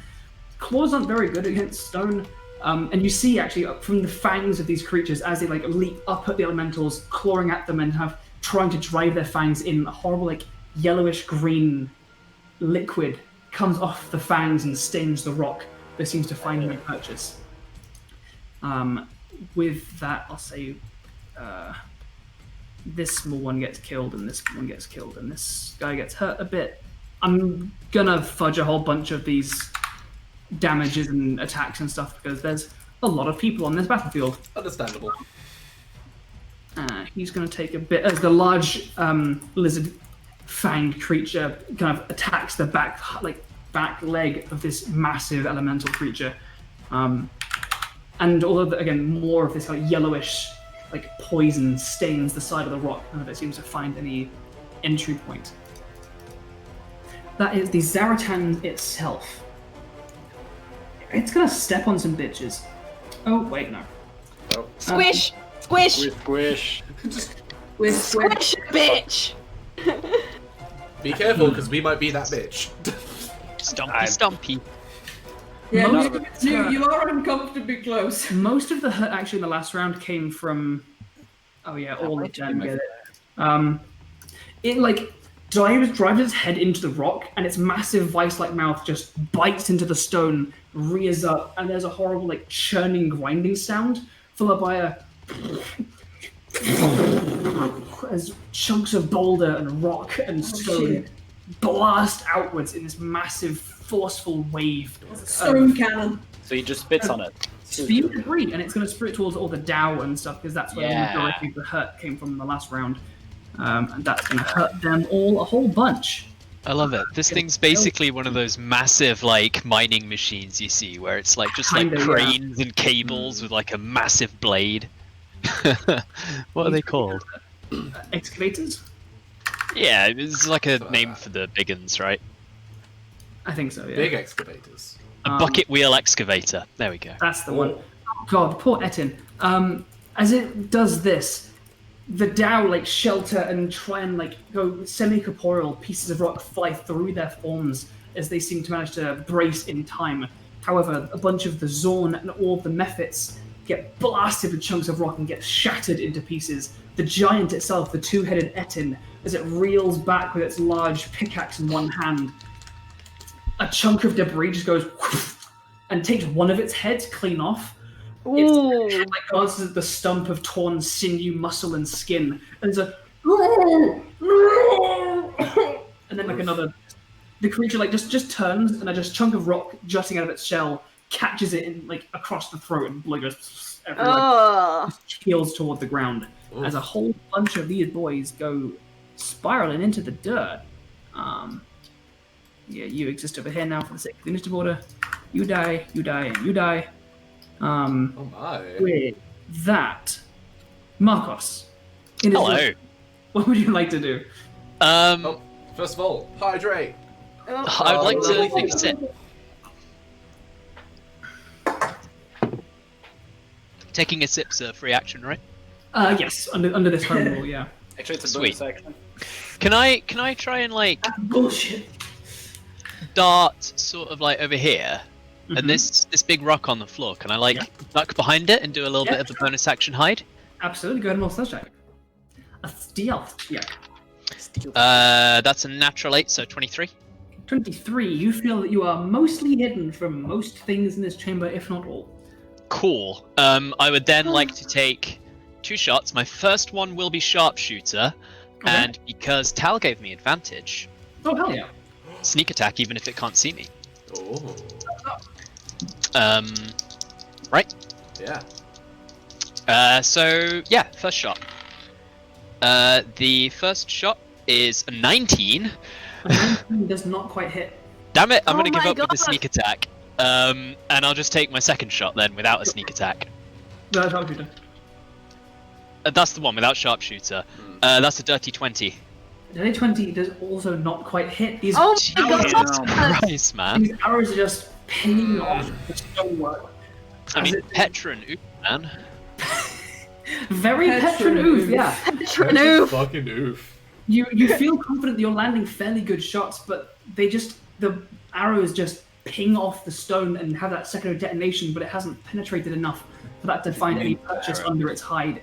And it hasn't seemed to really notice you yet. Even though you have now emerged and fired, it's still just lumbering and stomping. Is there anything else for your go? I guess I'll just shout out like, arrows don't seem to hurt rocks, guys. And that's it. Alrighty, with that, Nute, it is your turn, but before that, it will take a legendary action to step on someone. It's gonna try and step on the big lizard boy, because it's been annoying it. Damn, you should pay for that. That's a Step on me, Zaratan. Step on! I'll roll that, because it was a crit. No,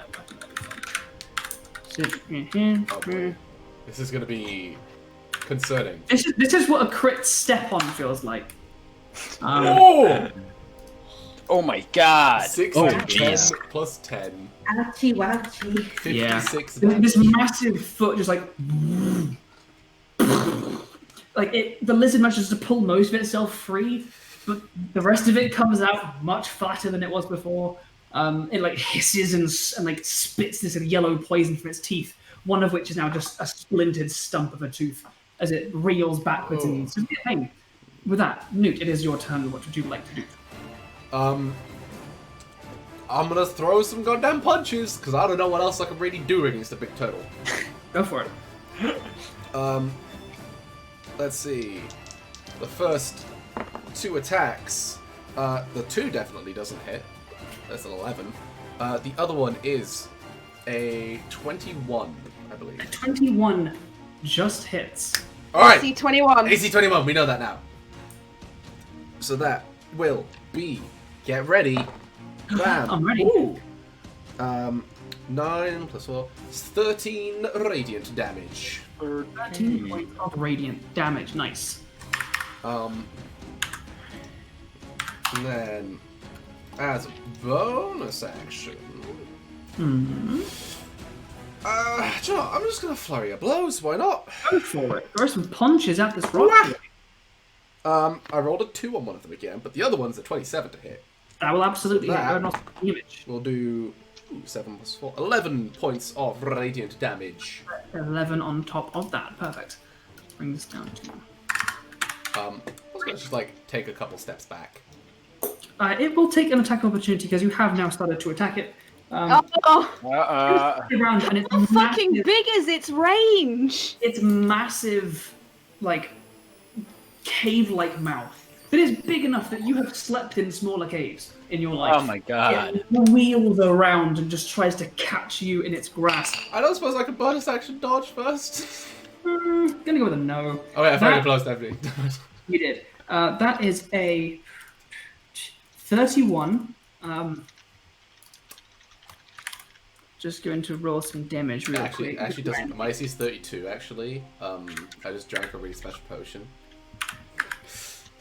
This mountain bites you Hi. and deals 31 points of piercing damage as like the mouth of a cave closes around your massive muscular arm as you try and pull away as it wheels around towards you. It continues to spin. Like it spins and bites toward you and continues as it's completely surrounded on all sides by foes. Is there anything else for your turn, or is that you good? That's my turn. Alrighty, with that, Hemlock, it is your turn in your gaseous. Okay. form. What are you? So, I'm going to move 10 feet and then dash 10 feet to about here. And you said it turned around to look at Nute, right? Absolutely. So am I about in the range of its mouth and nose? Fairly close to its mouth and nose. You know, about the range where it can potentially inhale me? It could happen. Cool, that's my turn. Cool. God damn it. But you don't know. Good from the inside. What was your turn? Well, I'm going somewhere where there's a potential. There's a possibility where I get inhaled. Okay. Look, do you want, like, we gotta get inside it to get to the heart, right? I and I can agree. move through all kind of little small spaces. I agree. The Dow float and fly around Good this man. thing, swinging, but they all seem to struggle to find any purchase. This guy is going to fly up and above the creature out of the wall of flame to avoid it because it hurts a lot. And you see, as they're flying above, these Dao look rough. Their beautiful robes and jewelry are like just filthy and torn and ruined in this fight. At the end of their turn, Zaratan's going to try and step on one of them. As it's like flying up, a massive foot just leans up and tries to swat him out of the sky. And rolls shit. a 4. So a 21. And I won't roll for that damage, I'll just... I don't think AC even matters at all against Zaratan. Kinda not. It's a very strong boy, i.e., like, meta-ish. Its strength is 30. It's a mountain. Fair. It's literally a giant turtle made of rocks. With that, Marigold, your turn along Yes. with Willow. So Marigold is going to dismount from Willow. Okay. And Willow is going to use his action to disengage. Mm-hmm. And he can just about, with his 40 feet of movement, run and hide with Markos. One of the Mephits will take a strike against him because He Mephits disengaged. are fast. Oh, he disengaged. Perfect. Then he's fine. So he's going to run and hide with Markos. Okay. And Marigold is going to, look up towards the Zaratan in her 3'1" form. It's hard to separate the idea of this being a landmass rather than a creature. Yeah. And she's going to just look towards it and be like, oh, I'm sorry. And she's going to cast Polymorph on her. Let's go. And she's going to turn into a Triceratops. And how big is the Triceratops? Huge. Huge. Huge Marigold has 3 horns. Fucking hell. The This two battle map. near you kind of rear back slightly as your size quadruples, I think. In one small medium, to huge. large, huge. Yes, I am. Quadruples in 1 dimension, but you're in 3, so you're 12 times the volume. Oh my. Volume doesn't work like that. Some more. If you double in size, if you double in size on one axis, you've gone up 8 times in volume. Yeah. Yeah, Because it's 2 to 3. I'm a big boy. So she's a lot bigger. Very big Marigold. Yes. Anything else for your turn? No, I can't do anything else. I don't think. Nope. I'm just a Triceratops now. Alrighty. Damn. The mud Mephits that are harrying you will swoop down and try and hit your big dino form. They probably can. I don't have a massive AC. It's a 17 and a 9. 9 won't hit, 17 will. Take 4 points of bludgeoning damage as a little mud fly slaps you. Elsewhere, this guy's going to go hit a lizard. Yes. Whack a lizard. He hits a lizard. Whack He does 2 points of damage. He doesn't really care. With that, however, the Zorn will take their turn. This guy's going to swipe and punch against Big Lizard. No, yes. About 20 or so damage. This lizard, the Big Lizard's looking very unhappy now. It's been stepped on and is being attacked by a big churning rock thing with a big old mouth. This guy is going to wander his way and can just get towards the mage, and we'll go for some attacks on him. That's going to be a yes and 2 no's, and so it's going to be some damage. Let's go for an average. That's going to be about that much. Cool. It hurts him a bit. It hurts me. Okay. These are not the roughest of everybody. Who knows? With that, it's Rock's fall again. With this, I'm going to ask Marigold, could you roll a d20? Sure. And let's go for... who rolled last time? It was Hemlock and Markos. Yeah. So could Ashura, you roll one as well, please? Yep. I rolled a 16. You rolled a 16. I'll do that 20. Fuck. 20. Hell yeah. All Is right. that good? I don't know. I don't know what these numbers 16 mean. and 20. 16. This might be really bad. 20 Yeah, brings could be just hits us.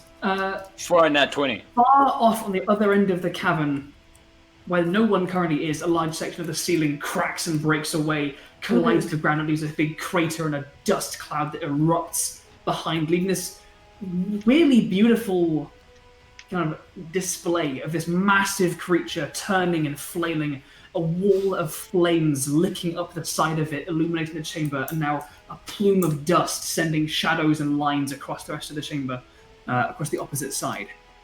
With that, Ashura, it is your turn. What would you like to do? Oh, God, what the fuck? Andrew, I have a question for... Okay, so what's the size of the Zaratan? The Zaratan is gargantuan. Okay, gargantuan. Do you feel like any part of his body could be... Like, you say his jaw is bigger than, like, a cave we stepped in, right? Mm-hmm. So there are spaces that are not, occupied by him, right? For the purposes of range and mechanically occupying a space, it occupies that space. No. However, if you want to try and convince me to do a funky thing, I'm trying to Roll cool, baby. I'm trying to dimension door like in his. Do it! Quick. You go into its fucking gullet. Yeah. You really do that. 2 quick things. Wait. Rowan, you have advantage from Tal, which is also Thank from you, from Tal. Grebo. So both of them, thanks, I guess. I have double advantage. It's What? one I'm advantage. confused. I'll say you've got one. It's one advantage. Grebo didn't have enough, or couldn't redeem it for some reason. Yeah. Either cooldown or not enough points, so Tal redeemed it for them. Oh, thank you, Grebo, and thank you, Tal. And also hydrate from Wilbo. Thank you, Wilbo. I still have my leftover advantage from Grebo. I haven't used it yet. So many advantages. Yeah, I'll use it on my first dinosaur attack. Alright, so Ashura, are you going to try and dimension door into its mouth? Yes. I'm gonna look around and be like, oh God, I hate myself for having those ideas. Alright, it's like turned past you and away from you. You can still attempt to go to it because you can, the rough space. I'm going to need you to say, let's make a perception check. Perception check. I can do that. Yeah. Can I be cheeky and say, I don't know if this is going to work, but provide him advantage given that I am also already in its mouth? You're a cloud. Yeah. So I'm going to say no. In this... Did you get inhaled in the end? Wait, did you I'm near its mouth. Her not in that space. She has not entered the creature yet. Cool. Yeah. I can move like my 30 feet before that. No, I'm gonna wait. No, I'm not gonna use it yet. I need to. No, I'm not gonna move yet. So do I have perception on his nozzle or not? You can make a perception check to see if you can ascertain the space, your target space. Okay, it's a stupid number, Andrew. It's 18 plus 13. Okay. So plus 12. So that's 30. I will say in this instance, you can go. You think there's probably space. It will still probably hurt. Yep. He knows that. He'll just look at the Triceratops Marigold and be like, I'll be quick, fast. I'll be back. And just teleports. Did we lose Andrew? Meg? I think we did. Meg? Oh, Andrew? we've lost Andrew and Meg. Meg. No. Wait. Oh, Okay. they moved again. There's brief movement. Brief movement. Guys, if they're attracted to movement, let's move. With Also, the music. and we can hear you, but you're back. You're back. No, you're gone again. No! The perils of having the DM and one of the players sharing an internet connection. Yeah. Okay, so I teleport into his mouth. I slide down the guzzle. I get straight to the heart room because there's a heart room. Yep. I cut it. Yep. Roll for surgery. Roll for surgery. Okay, question. Biologically, how do you go into someone's mouth 17. and get to its heart? 20. With a lot of effort. Cut down shit. Oh, you're back. Andrew, Maggie, you're back. Back. Okay. Yeah! I've always said the way to my heart is through my stomach. Someone's just vanished. Who's gone? Don't worry about it. It's Prue. Oh, it's Prue. Okay. Alright, cool. Alrighty. The last thing I heard was Ashura, you going that you're looking to see Triceratops Marigold blank. And I said to... Oh, no! No! Who was the DM? Okay, how Oh, do he's you back. Get... Oh. Come on. I've got some really tense music going on right now. Yeah, same. I love that sound. That song. Okay, we're back. Yeah, I'll Back? just... Nice. Yep. Cool. So, I'll look at Marigold because she's the only one next to me, right? She is. Closest to you. Nute's on the other side, yeah. Yeah. Okay, Alright. yeah, closest to me.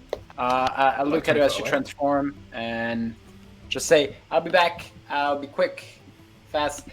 You'll see me soon, and I just teleport back in the throat. Confused Alrighty. Triceratops face. You teleport inside the creature's maw, and as you appear, you step out of this space, and immediately it's like you've gone cave diving, and it's gotten to that point where it's far too claustrophobic, and it's moving, and it's a mouth. It's not the teethy bit. It's just the throat moving. It's all teethy bit. It's the throat too.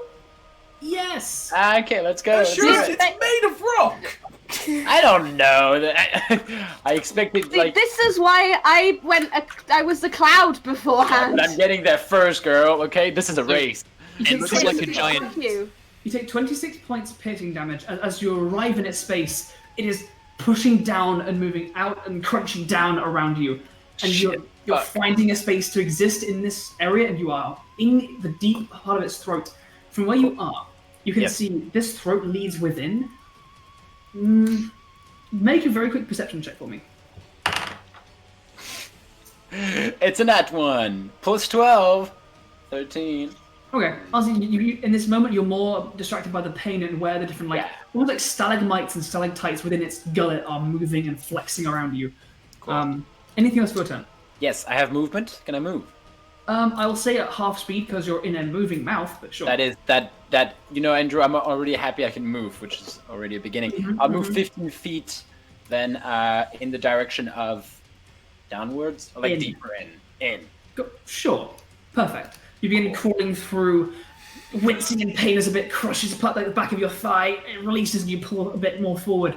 It is uncomfortable, but you're making progress. With that, it's going to use another legendary action to... Spit me out. No. But when it uses its spew debris next time, that would be fun. Oh no! It's going to wheel around and... It can't see Hemlock properly. Nute's backed off, and it has other bigger things. It's gonna try and step on one of these Dow again. That's good. Why am I even rolling? Of course it hits. Basically you're rolling to see if you're getting that one, right? I mean, to be honest, I think even then it hits. 23. Another kind of foot goes wide and slaps one of these floating Dow as it's kind of trying to stabilize itself in the air, and it gets whacked. With that, these guards are going to rush either side of the zone that is accosting their mage friend. Take some swings, roll some high numbers, deal some damage. That zone's looking very rough. This earth elemental is getting beat up, actually. They are landing some pretty strong hits. Trying to defend their mage friend, but they're aware of the fact that there are too many moving parts at this point. This mage, seeing the Zaratan still be in this much pain and being harried, but there's still quite a long way to go with it, he's actually going to step... He's going to do that. He's going to take a swing from the zone, which hits. So he'll take some more damage from that. He gets hit from that, but he takes a step back and will cast Shatter on the Zaratan. Reaching forward, there's a horrible splintering, cracking sound, and a section of rock explodes from a section of its shoulder as thunder damage seems to be very effective against it, and he'll deal some damage with that. Let's go for that much. Yeah, that seems roughly right. And with... Yeah, I'll zoom us back to the top of the initiative order, and then we'll call the break there because we're getting towards 8:30. That's Wizard. Rangy Boy is going to. Ranger. Yeah, there's a Ranger-esque boy.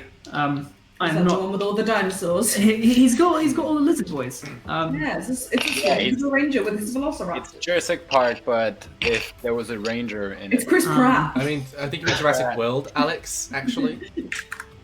He begins slashing into the zone in front of him. His various lizard boys nibble and scratch away at the rock of the elementals around him. The big one, very hurt, is going to wheel around and try and go for the Zorn buddy that's assisting him, landing some cool hits. And they kind of get a little bit engrossed in their own little conflict between these Zorn and Earth Elementals. And in response, I say another little lizard gets squished. Oh no. And the ranger looks very unhappy. He's upset at this concept. Also, Andrew, I'd like to point out, I think there is a rock thing that got lost underneath the wall of fire drawing that has just been stood there. Oh yeah, it'll try and punch. It'll. I'll try. Roll a saving throw again, because it did stay there against I was going to fire. say, It's a 12. it doesn't make a saving throw if it's on that side of the wall, it just takes the damage. That's what it says in the wall of fire spell. If it, like, starts in the area. Yeah. Yeah. Oh, go ahead and roll the damage. I've zoomed right in on the roll 20 so we can see the culprit.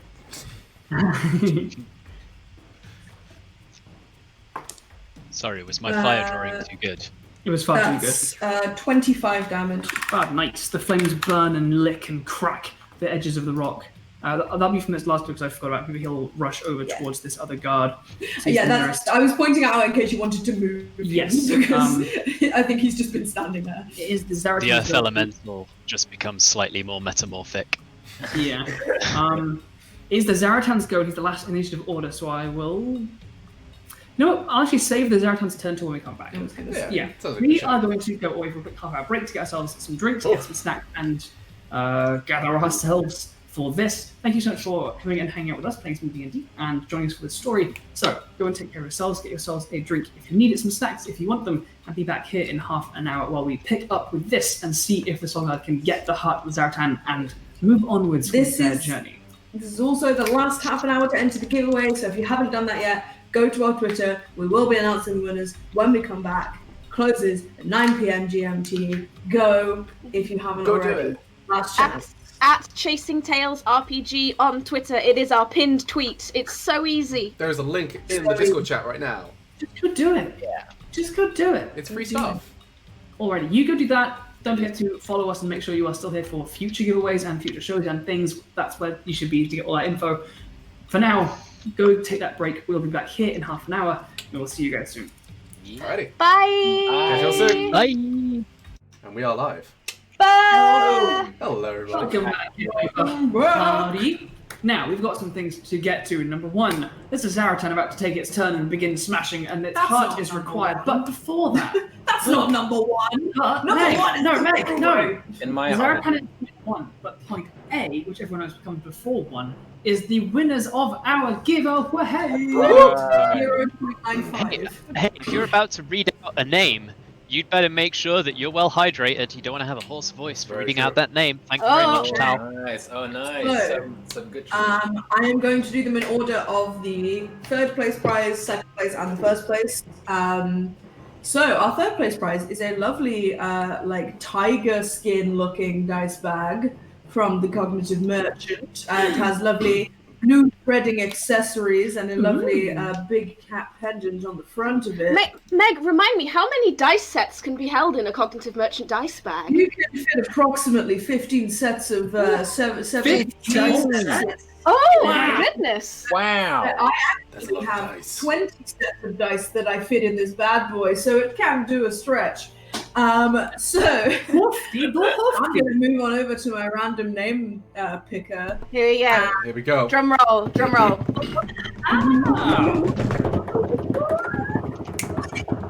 my god! I don't want to watch cats. Fuck off. You don't want to watch cats? You've been gotten, Meg. Oh no! You've been memed. No! Got him. Got him. Okay, I need to find another thing. Got him. That voice. God damn it, Prue! You sent me this one. Wait, maybe it's just like an ad you need to watch? No, it's because I have something enabled. Continue with my recommended cookies. Yes. Guys, this is a professional show. This is a well-oiled machine, okay? We've done this many times. We've been doing this for so long. We know exactly what we're We know doing. exactly what we're doing. The second giveaway we've ever done. Yeah, it's only the second giveaway we've done though, okay? We have, look, give us some credit. And the first one was like a year ago. Yeah. Guys, do you know what sarcasm is? Like, I feel like that No, just what's a went sarcasm? right above your head. Got no idea, Alex. Yeah, Not do sarcasm, it's a gateway thing. Alex, could you explain to us what sarcasm is, please? Go on, please explain to this Discord call full of British people what sarcasm is. Wow, this has got meta as fuck. Hello, Saka. Okay, our third place winner is at the RP Guild 1 on Twitter. The RP Guild 1. The RP Guild 1, well done. The RP Guild 1, if you are in the Twitch chat, please make yourself known. We'll also be announcing this on Twitter, so no worries, because we know not everyone can come here. So they have won the lovely tiger dice bag from the Cognitive Merchant. Congratulations! Second place prize is a dice cup from the Cognitive Merchant, which is navy blue and silver leopard print with purple thread and a lovely metal flower on top. And a PDF of 12 Inner Demons by the lovely RPG written by our wonderful friends at Witchcraft Games. Yeah! Amazing. Nice. Dice. Nice.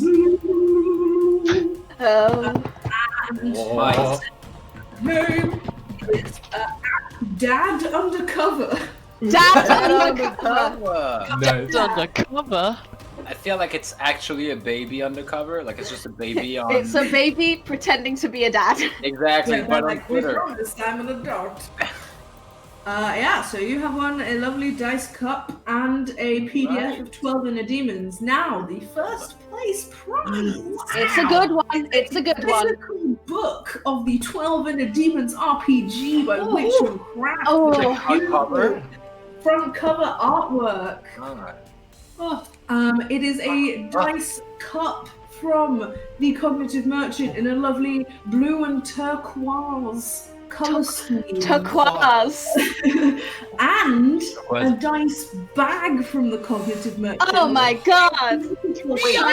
Silver colour with blue accents. It's absolutely beautiful. Chef's kiss. That's 3 whole items. It's 3 whole items. That's a big boy. Okay, can we get a... It is at Ninja Star Fox. Ninja Star Fox. That's such a good name. Star Fox. Why not? Hell yeah. We will tweet all about that tomorrow. And yeah, congrats. Thank you for everyone for entering. And yeah, we'll do more of these, we promise. Yeah. We promise. We're gonna do one. Maybe we'll do one when we get to 500 followers on Twitch. I don't know. Oh. Who knows? Tell your friends. You can tell your friend. With that, continue. The pleasantries enjoyed. Right. Shall we resume? Yes. Yeah. He was about to punch a rock. He mistook it for the Zaratan, but he just punched a rock. Well, first off, let's see if he gets that back. Damn turtle. He does not get back his spew debris. Cool. I'm alive. So you're not going to get spat out immediately.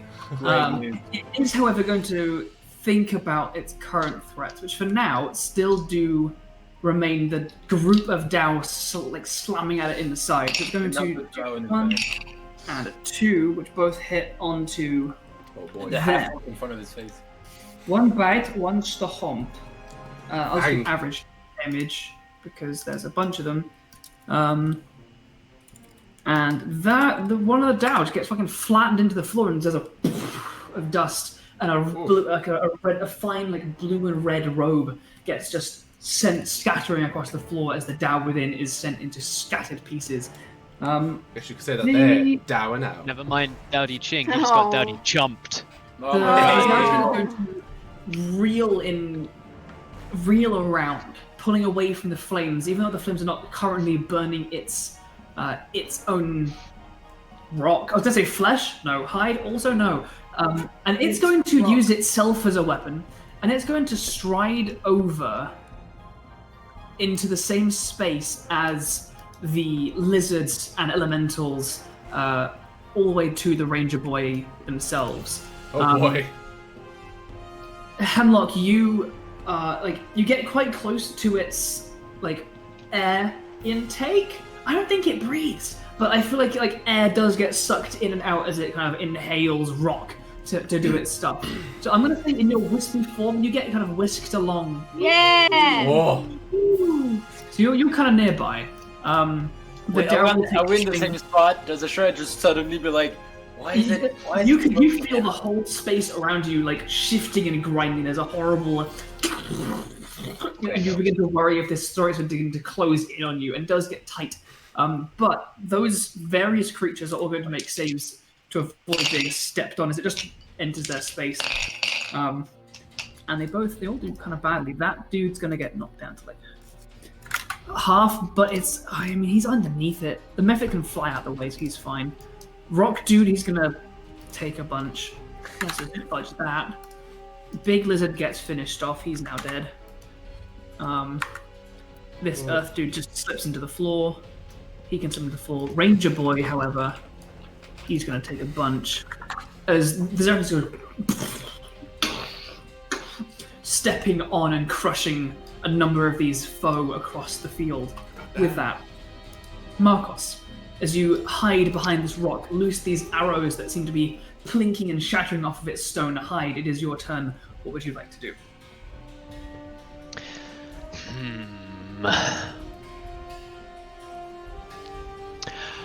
I'm going to try and get a better vantage point. Now it's like turned around and gone towards the north side of the map. Mm-hmm. I'm gonna like scramble down to here. Is that like 30 feet? Can I do that?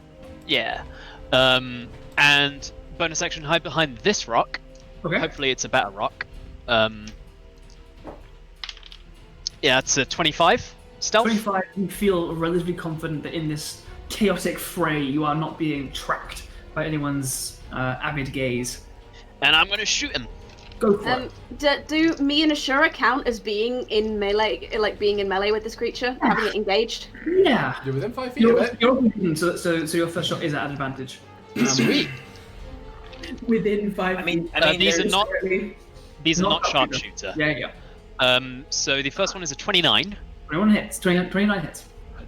Cool. That is going to be 2d6 plus another 2d6 plus a d8 plus another d6.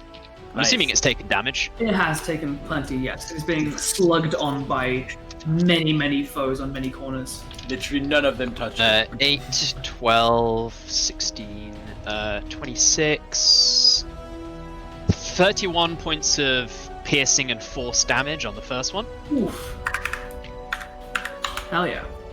And then the second shot. Chink in the stone, that arrow sinks in, and there's a whole section avalanches down its leg and sloughs away. You can see within now, as a section of it breaks away within your line of sight, beneath this kind of rocky, like boulderous exterior, you see like softer clay with veins of like precious metals and gem and ore weaving within like a beautiful like web within. Oh. Nice. Okay, I imagine when the arrow hits, because it does like force damage, it's almost like a jackhammer, just like Yeah. and then like a load of stuff comes off. Yeah. Second shot, still at advantage because Hemlock and Ashura Not in no it. advantage. No. Oh yeah, you didn't give me advantage for that. Okay, cool. Yeah, we're not That's also really helping. that's a 22. 22 hits. Nice. Hell yeah. And this is just 2d6. That is going to be a total of 2d6. Math. Smaller numbers are harder to add. 10 total. 10 to love it. Hey. Nice. You finally find the spots to be aiming at as you loose these arrows. They find purchase and they detonate within, removing these hardened sections of the exterior. That's your action, your bonus action. Is there anything else you'd like to do? Any more moving up to? No, I'm good. I think I'm used up for this time. Alrighty. With that, he's going to use a legendary action to step on the nearest hostile thing, which is probably the ranger boy. Oh no. Ranger danger. Ranger danger. That'll probably hit another. This ranger like stumbling backwards in his space as this enormous hill is beginning to move over and take over the space, and he crashes down. We've lost Maggie. We've lost Maggie. Maggie, come back, girlie. Come back. Alright, we're back. You're good. Come back, Triceratops Marigold. We need you. Yeah, this guy at the back, his lizard's now scattered to the winds, gets knocked off his feet, and he kind of leans back against a rock, bleeding profusely. With that, Nute, it's your go. What's that to do? Nute feels a weird urge to climb into this thing's mouth. Like, I don't know if it's peer pressure or what, but... Nute's gonna wander up a bit closer, like, sort of take cover behind this rock, and just gonna do what I always do. I'm gonna unleash some magic punches. Yeah, boy. So, we have got... Yeah. The lowest is a 23. 23 absolutely hits. So that'll be 2d8 and 2d4. Wow. Oh, those are not good rolls. That is going to be 16 points of radiant damage. Nice. Nice. Like, I'm just going to bonus action flurry blows, because I don't think it's even worth it to try and dodge against this thing. That's valid. So that's going to be... Dodge a mountain. No, the highest is a 19. 19 does not quite hit. You're just like wailing on this thing as it, for the most part, been ignoring you thus far, as it roves around, treading across its various other foes. And you're getting some hits landing, some blasts of this radiant energy are finding purchase and seeping beneath this rock. You can see, like, as the radiant light kind of goes beneath the stone, there's like a flash, and you see the light kind of emanate and glow from the other cracks across the rock. The last two, however, don't quite find that entryway. Is that your go, Nute? That is my turn.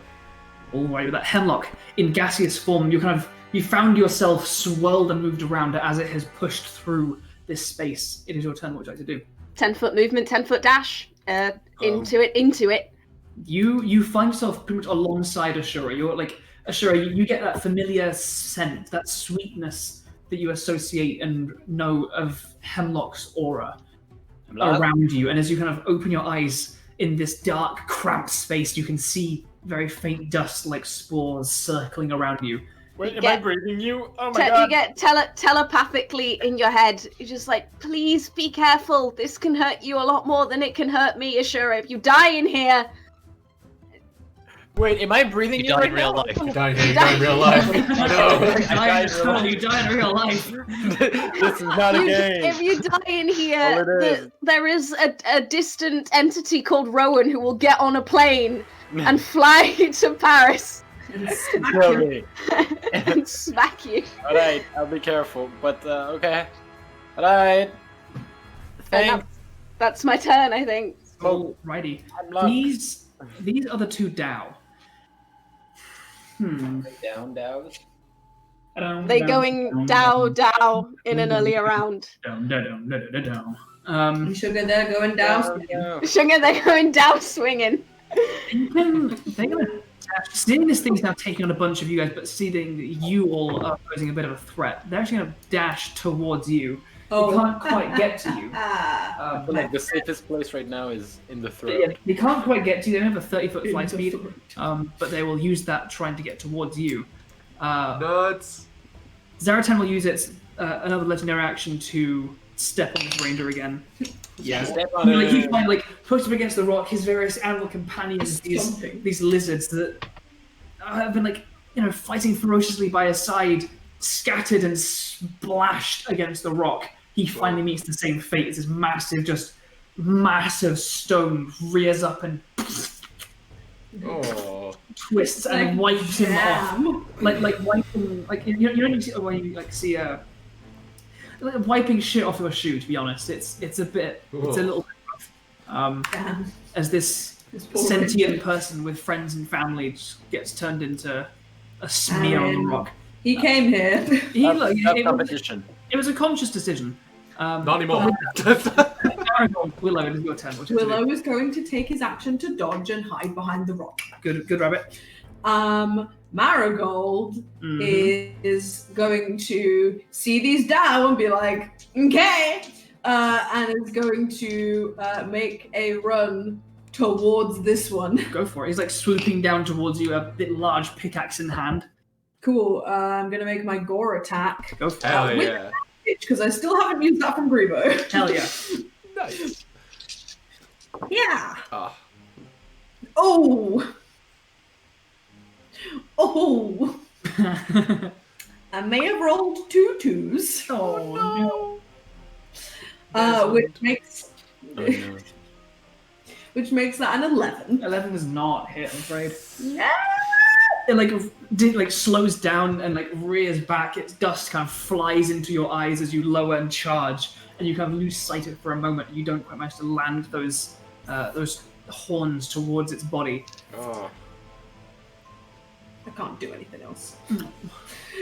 There's a thing with Triceratops is if you hit with the gore charge and after you charge them, you can then stomp on them. Yeah. But I can't.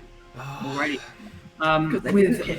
With that then being the case, these mephits will curl around to you, Markos, and will begin swinging towards you with their They're just mephits. Yeah, they're not. They're just. I was hiding. I rolled a 1 and a 2. They're not. They're, to be honest, they might as well just not be on the board. They're annoying, but that's it. The Zorn down here is going to make 3 attacks towards the guard at their side. I actually rolled a nat 20 and something else, which against this guy, that's probably going to be enough, actually, yeah. The Zorn rears up, and as it plants one arm out of the rock, plants on its chest, pulls him in, and a massive toothy maw with grinder-like teeth just opens up, and his whole body goes. Oh no! Crumples, and the plate armor and steel just goes. As it is no longer a shape fit for a torso. I have a question, Andrew. Hello. Does he swallow? No, he spits him out. Okay. It's not like there's a dead body coming up, behind me, You can't see. Oh no, this is a Zorn off to the one side. Right. Sorry. Alex, you can't just ask if someone spits or swallows. Oh, Jordan. No, the Zorn lifts up this guard, crumples. One question, Jordan. Torso, and lets go, and this horrible bloody mess just falls out onto the floor. The Zorn on this side, however, is going to use its action to shift through the floor and actually get within range of you, Nute. That's his action to dash to get to you, but he is closing in. With that, rocks fall. Let's go for Jordan. Could you roll a d20 for me, please? I indeed can. Hey-ya. That's a nat 20. A nat 20? Damn. Far off down to the bottom left, another section of the ceiling collapses and falls and sends a of dust spiraling out across the rest of the room, though no one is in range to be hit by the falling rocks. At the end of the rock's turn, however, Zaratan is going to...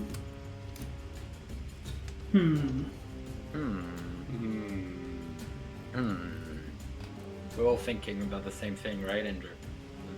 It's gonna kill everything else around it, and then it's gonna be like, yo, here's my heart, everybody. Yeah. Just vomits up its heart. Yeah. No, it's within range of Marigold. Seeing now this other danger appear, it's going to, its large leg rises at the back and comes crashing down towards the Triceratops. And Oh no. That is a dirty 20 to hit. I'll hit. It rolled a 3. Oh my god.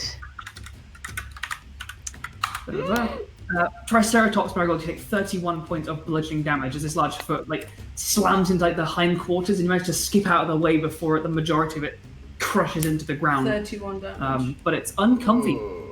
I don't have to. That's not enough for me to make a concentration check, right? Yeah. I'm joking. I'm joking. I mean, just roll high. You're fine. DC 15. Constitution saving throw. And you're using the Triceratops as constitution, so that's pretty good, actually. That's true. Yeah. That's true. Does have pretty good con.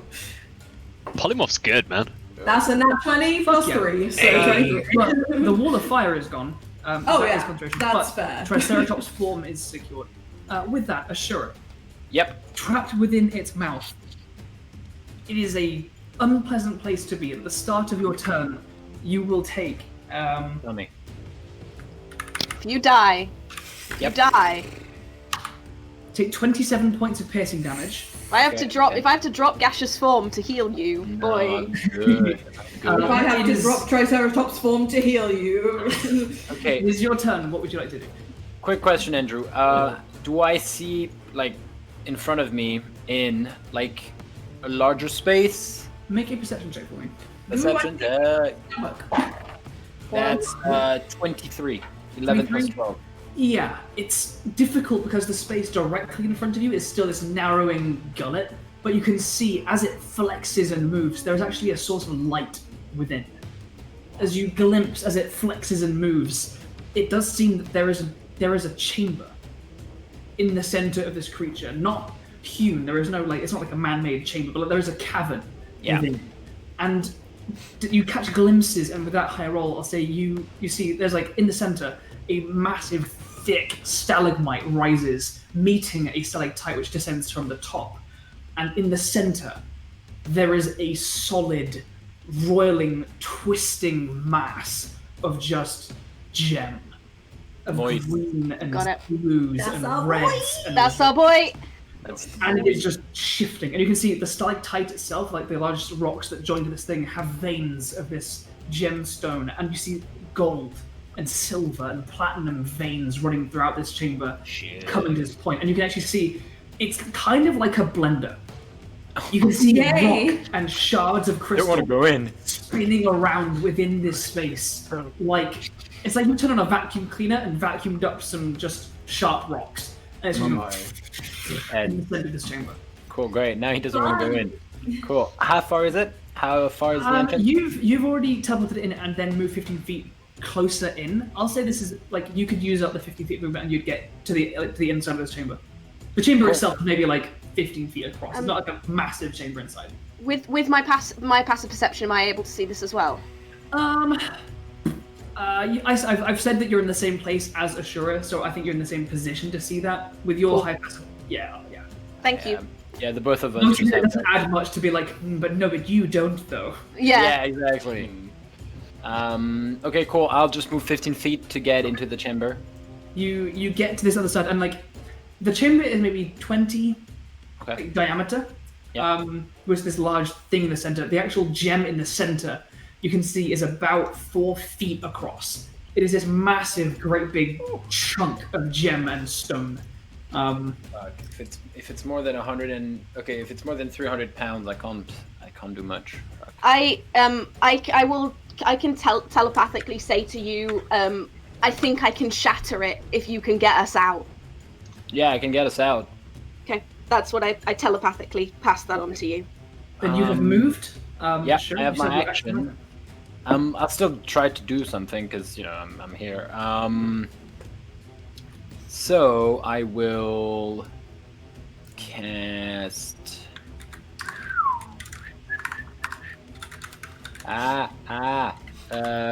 What spell is used when you are crawling inside of a giant rock turtle? I want to cast knock on it.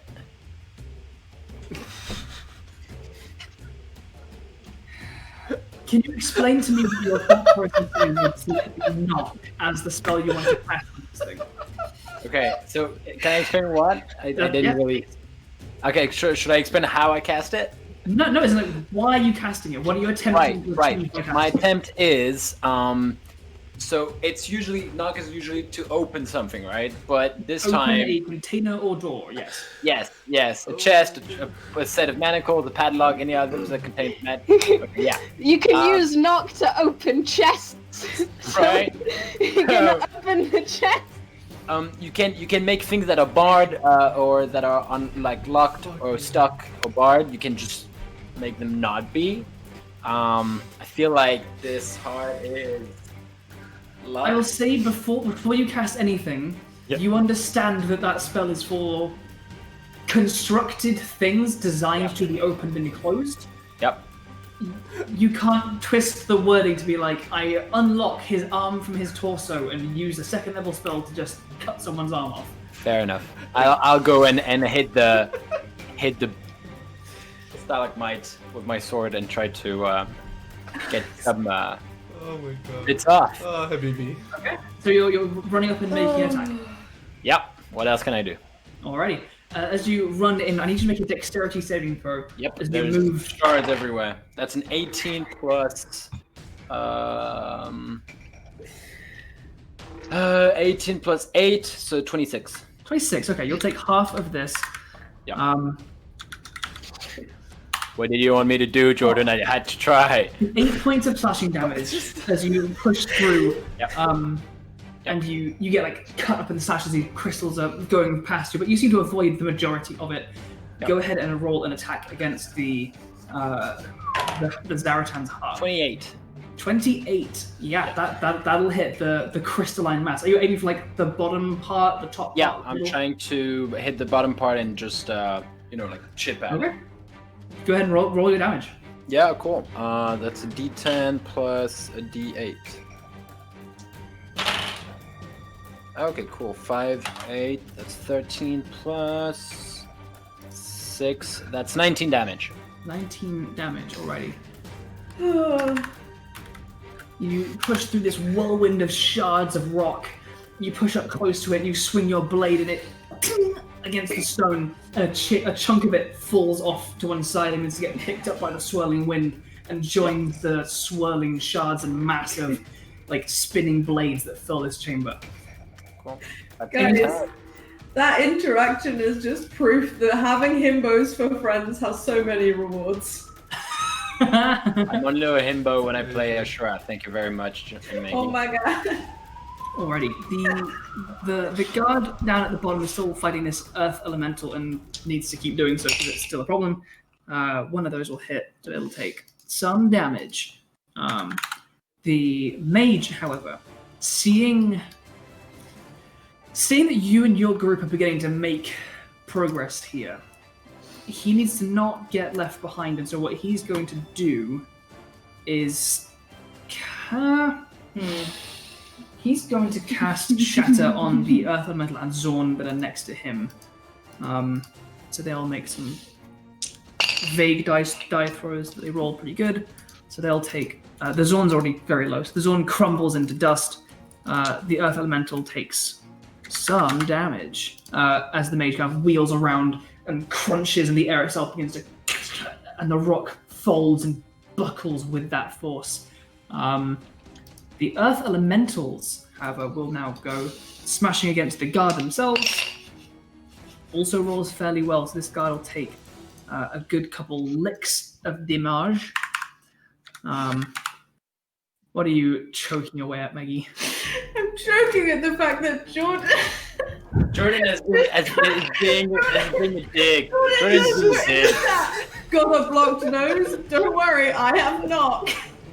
Just using Ashura's logic of knock, of just like, someone's asleep and be like, I cast knock on their eyes to wake them up. Yeah, well, if the whole like, here's the aeroplane isn't working, this just is not knock in on your kid's mouth. This. No, this is not a response to that, but an Earth Elemental has moved up through the rock. Yeah, that's right. Is swinging twice towards you. Alright, cool, yeah. That's a 24 to hit and a 15. A 15 misses, the other one hits. Take 14 points of bludgeoning damage as this Earth Elemental glides up to you and swings with two hard punches. 14, was it? Yes. Alright. Ow. This Earth Elemental is going to just shift. By the way, I'm on 18. Action dashing to get out. And with that brings us to the Zaratan's turn once more. With that, now seeing that the lizards and the ranger and the Dao have stopped immediately attacking it, it's going to turn its attention to the next significant threat, which for now is a large Triceratops reeling up in front of it. Dao turning on them for now, and it does succeed its spew debris. Oh, good. It spins around. Uh-oh. Ashura and Hemlock, you feel a jolt as the inside of this creature moves, as its head drives into the earth, its massive cave-like maw grasping at stone, and the whirlwind of shards near, that you are within, begins swirling and builds and flies out of its mouth. And so, for the purposes of this, I'll say that you are within its area. Come on. Hemlock, what is the deal with you and damage right now? So, let me have a look. Are you resisting damage, immune to damage? What's going on? Let's have a look-see. I have resistance to all non-magical damage, and I have advantage on strength, dexterity, and constitution saving throws. I can pass through small holes, narrow openings, and even mere cracks, though I treat liquids as if they were solid surfaces. I cannot fall and remain hovering in the air even when stunned or otherwise incapacitated. Okay, so these attacks count as magical, so you'll take this as hard as anyone else. Mm-hmm. I need Marigold. Me? And let's go for the giant newt that has been being a problem. Just I'm doesn't gonna have get those armor as well. That temporal shunt based. Yeah. Doesn't have to. You got temporal So shunt between you guys, can yourself. Marigold, Newt, Hemlock, and Ashura all make a temporal shunt the turtle? Alex, we're in it! I know, but I'm gonna die otherwise. Alex, we're in it! I feel like either way you're going to get hurt. One of them means that you're Yeah, not inside okay, a turtle. If the problem is, I wish I could just temporal shunt myself, but I can't, right? Like, it's just not a thing. Ashura just like, peace. Yeah, but there's... I understand, Hemlock. You're fucking gassed right now. Sure, you can get back into it. I am dying. Why did you go in it then? Because I was full health. It just does a lot of damage. Are you casting Temporal Shot on the big turtle thing? How do I feel? How bad will this hit? Bad? I don't know. You've I exhaled a storm hit, of shards of boulders of rock before. I look wasn't back at at you. the gaseous form of Hemlock and I just say, I trust you, and I don't do it. Okay. Okay. In which case, I need Nute, Marigold, Markos as well. Actually, I didn't catch you. You are inside that as well. All of us, basically. Yes, everyone. That is all. That is all. Yes. Triceratops don't have good decks. Is it dex save, is it? Is it a dex? It is a. Very surprising. It is a dexterity saving throw. I have advantage because I am Cloud. I rolled a 4, and that means I have a 3. I rolled a Happens to be 4, magical plants. but that's a 13. So- I rolled a natural 20 for a 21. Okay. I got an 11 for a total of 21. All right. So just run through that really quick for me. That was Alex. That was a A 19. 19. Markos. 21. Yeah, I do it. Marigold. 3. Hemlock. 21. You 1 try, and Megan. Newt. 13. 13. You all fail. No! No! I'm You out. take 30 points of Oh no. bludgeoning damage. Half because evasion. If I had made it, if I had made And it. those of you that are outside of it, you are all knocked prone as chunks of stone and rock and shards of, and you know now, small gems and crystals in shards blast forth from it and slam into you. That was 30. So actually, this Dow. I passed the concentration save on Hunter's Mark. I got a 15 on the die. Andrew, a quick Hello. question. Because these are kind of like projectiles, would I be able to use deflect missiles on this? For one of them, yes. There are many. I would say yes. You can try and catch one of them. I made the con save for gaseous form, by the way. Nice, thank you. Alright. Oh shit, and mine. DC 15. So I would take Yeah, I 15 make damage from con save evasion. Cool. Where's the deflect missiles? Here we go. Right. So I need to roll 1d10 plus 17. Deflect missiles on this. I by reduced the the way- damage by 22. 22? Okay. Also, you see like the largest one coming towards you, and in your enlarged form, you reduce the damage by 22 from that. Nice. And I'll say you have this large boulder, which Newt normally would not be able to carry this, but you, in this moment of adrenaline and strength, you catch this chunk of stone. It's like this kind of uneven, triangular, jagged shape. And In that case, I'm using the second part of deflect missiles to throw it right back. fuck Yeah, go for it. dude. No. Like, Nute doesn't even let the stone Come on, lose baby. its speed. Oh, hell yeah, that's a fucking 26. That absolutely hits. So that'll be... Wha? Oh, hell yeah. 8 plus 4, 12 points of magical stone damage, I think? Nice. Wait, Maybe? how much damage? 12. 12. Like, Nute just grabs it with the momentum Fuck yeah. still going and just kind of brings it back around and throws it back out. In this storm of hail and stone and shards of dust, you catch this one, spin around and yeet it back at this massive creature, and it slams into the side of it, like chipping a side of its jaw, and like part of where your molars would be just goes like and falls away into the ground beneath, adding to the littered debris of stone that make up this floor. With that, you see like the whole bottom left part of the battlefield is shaking. The Dow, the pieces of animated armor are like just hanging on, ruined by that massive blast of damage and force. Small info. I'm down. Yeah, I know. I got you. You don't say. You don't Markos, say it. You are prone amongst this carnage. It is your turn. I am. I would also just like to say, Ashura is like, oh, I'm down. Whereas in chat, like a few minutes ago, he was like, oh, I can heal myself. Don't worry. I'm Famous last words. You know, if I had made this save, I would have been fine. Yeah. If my grandmother was at wheels, she would be a bike. I'm sorry. Oh, sweet. What is that phrase? I know the reference. I know the love you reference. so much, Alex. Amazing. If my grandmother had wheels, she would be a bike. Anyway, sorry. It's a reference for. Do you know the Campo? Is it? I think It's I don't know. It's just an English cooking show that I've never watched. I just know From about. Bake Off.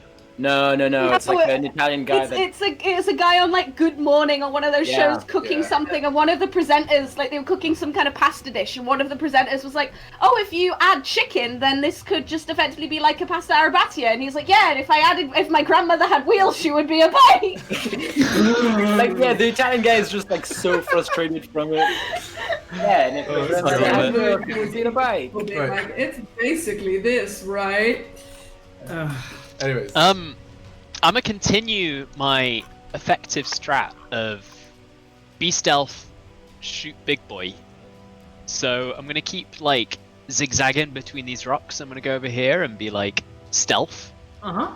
Again, successful strategy. Go for it. A 25 again. I keep rolling a 10 on that. No, that's stealth. Oh, then you are very hidden from pretty much everyone. First attack. Oofed. That's only a 19. 19 does not hit. Nope. And now I'm no longer stealthed. And whoops. Second attack. Ooh, that's a 26. Definitely hits. Go and roll some damage. Hemlock is still there, and while Marigold is in melee with him, so you do get sneak attack. Yeah. Nice. I'm right here. Hey, babe. Oh, that's a lot then. Okay. No sharpshooter again on this turn. I'm not sharpshooting this thing. It's ridiculous AC. 3, 6, 10, 17, 23, 22 points of damage. Hell yeah. Piercing and force. 22, you say? Yep. Hell yeah. The first arrow pings off as you're still kind of like dazed as you stand up from being blasted by this flurry of rock. But you finally gather your balance, and that second shot goes into that section of the jaw that fell away after Nute's return to sender of that boulder. Your arrow finds purchase within and detonates, and a whole section of its mouth now, like, it doesn't collapse and fall off, but you see a bunch of like the harder areas of rock have cracked, and it's beginning to sag like soft clay beneath the stone. And you can see where there are like veins of ore within now being exposed to the air. Anything else for your goes that you do?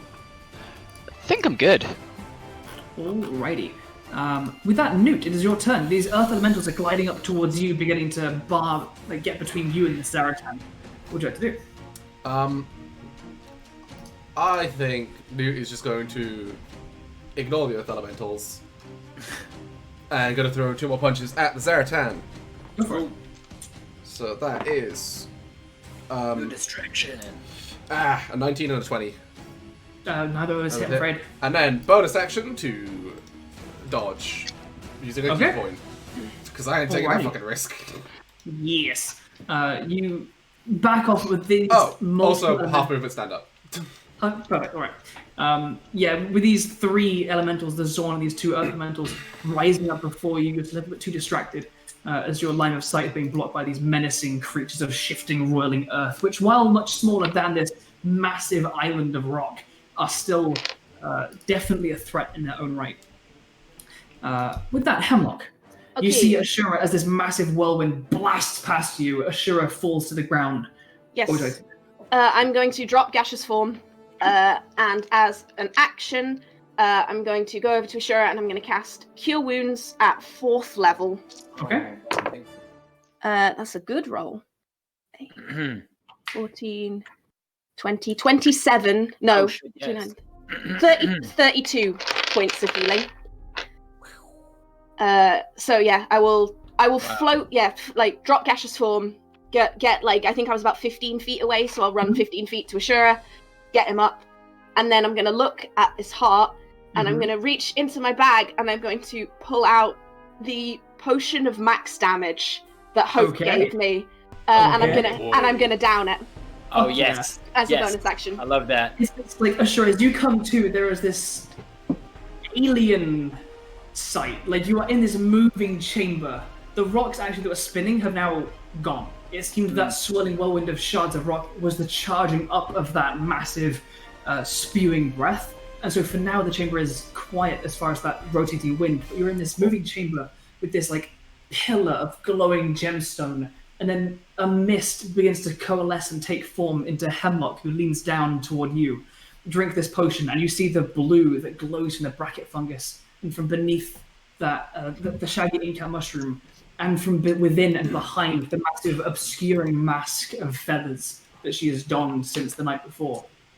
And you see just all this glowing begin to brighten and pulse and glow in time with your heartbeat as, yeah, you feel that potion begin to take hold. Oh, I got a plan, kids. Oh boy. And I'll just say to Ashura, okay, if I can detach this thing, can you get me and the thing out of here? Nope. Oh God. Okay. We'll figure that. We'll figure it out. We'll figure it out. Hello, just finishes down in the potion. Like, sorry, what? I actually could take but like in 2 turns. 3. Okay. Don't matter. We got this. Yeah. Is it your go, Hemlock? That's my go. Alrighty, with that, these other Dao, they begin swooping over. One of them is going to... The Zaratan is beginning to look a little bit worn. You can see the large sheets of rock that make up its carapace are beginning to get chipped and broken away. This one in front of you, Marigold, is going to swing towards you twice. Its large pickaxe coming down towards your Triceratops form. That's a 10 and 3 on the dice, which comes to... a dirty 20 and a 13. 13 just hits, yeah, so. Alrighty, you take... Take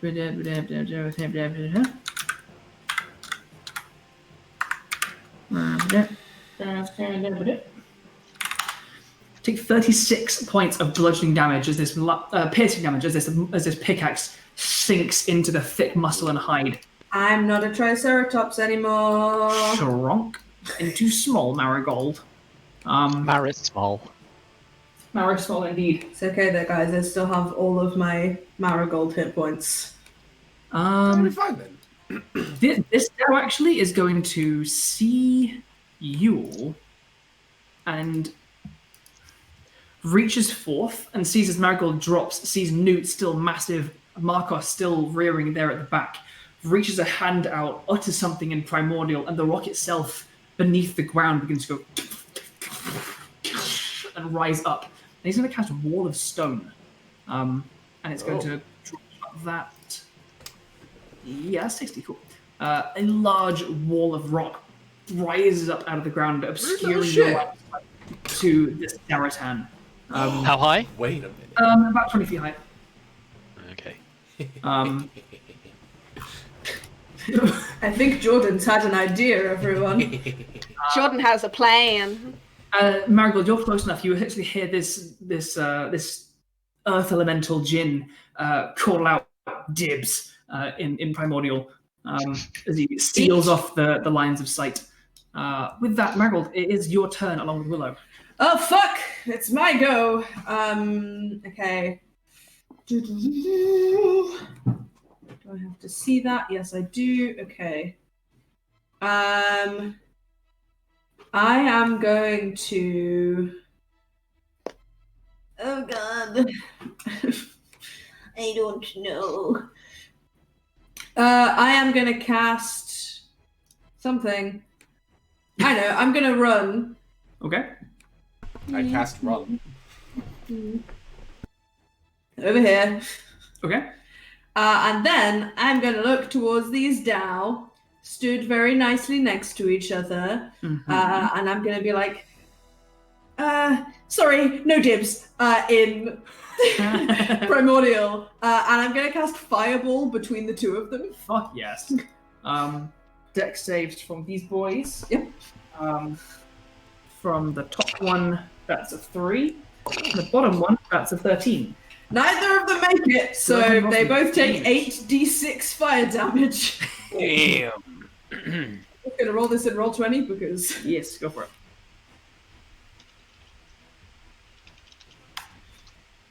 they take 21 fire damage. Damn, the top one's looking very rough. The bottom one looked a little bit more okay. The top one, as you reach forward with Staff of Fire and send this bead, which erupts in flames between them. You see their robes scorched and peel away in ash. You see their large, like rock, muscular forms. It's like someone that has like made a sculpture of muscles, but it's more abstract than that, and so it's this kind of strange visage of almost like a muscular form, but it's almost like too polished and like slightly odd shapes. Yeah. And they kind of growl towards you. And then I am going to bonus action. Do a little healing word on Nute. Oh, thank you. Just a little one. That's 5. That's gonna be. That's 7 healing for you. Hell yeah. Just a little one. Perfect. So anything else for you, Marigold? Crown of healing. Concentration check for cool. The Wall of Stone persists. With that, rocks fall. Let's have Ashura and Hemlock. Go ahead and roll me a d20 each, please. Chaos wins down there. Yeah. 7. And 11. 7, 11. 7. A wonderful late 7, night convenience. 11. I might just draw this so I can see it. 7. 10. 11. Alrighty, this Dao and this animated armor are going to make some saves, and I roll a 3 and a 2 because Andrew can't roll dice. Please, someone that makes dice, sponsor this show and send me some dice because I'd like to roll higher. Andrew needs them. He's weighted dice. Yeah, these guys actually both get. What did I roll last time? I think this is what I rolled last time. 44. Ooh. Let me click the boy, please. Won't let me. Are you still on the drawing tool? No. There you go. He's just clinging on. The Dao persists, but the animated armor gets just annihilated as a section of rock cascades from the ceiling and crunches in. Ooh, that's the. The Dao growls and grunts off to one side as a massive implosion of rock just smashes him in the head, and he kind of lands on his knees, panting, and just begins pushing himself back up. But he looks on the edge of death's door. With that, the Zaratan gonna use a legendary action to swing around, groaning slightly as the pain in its chest begins to mount after being stabbed in the heart.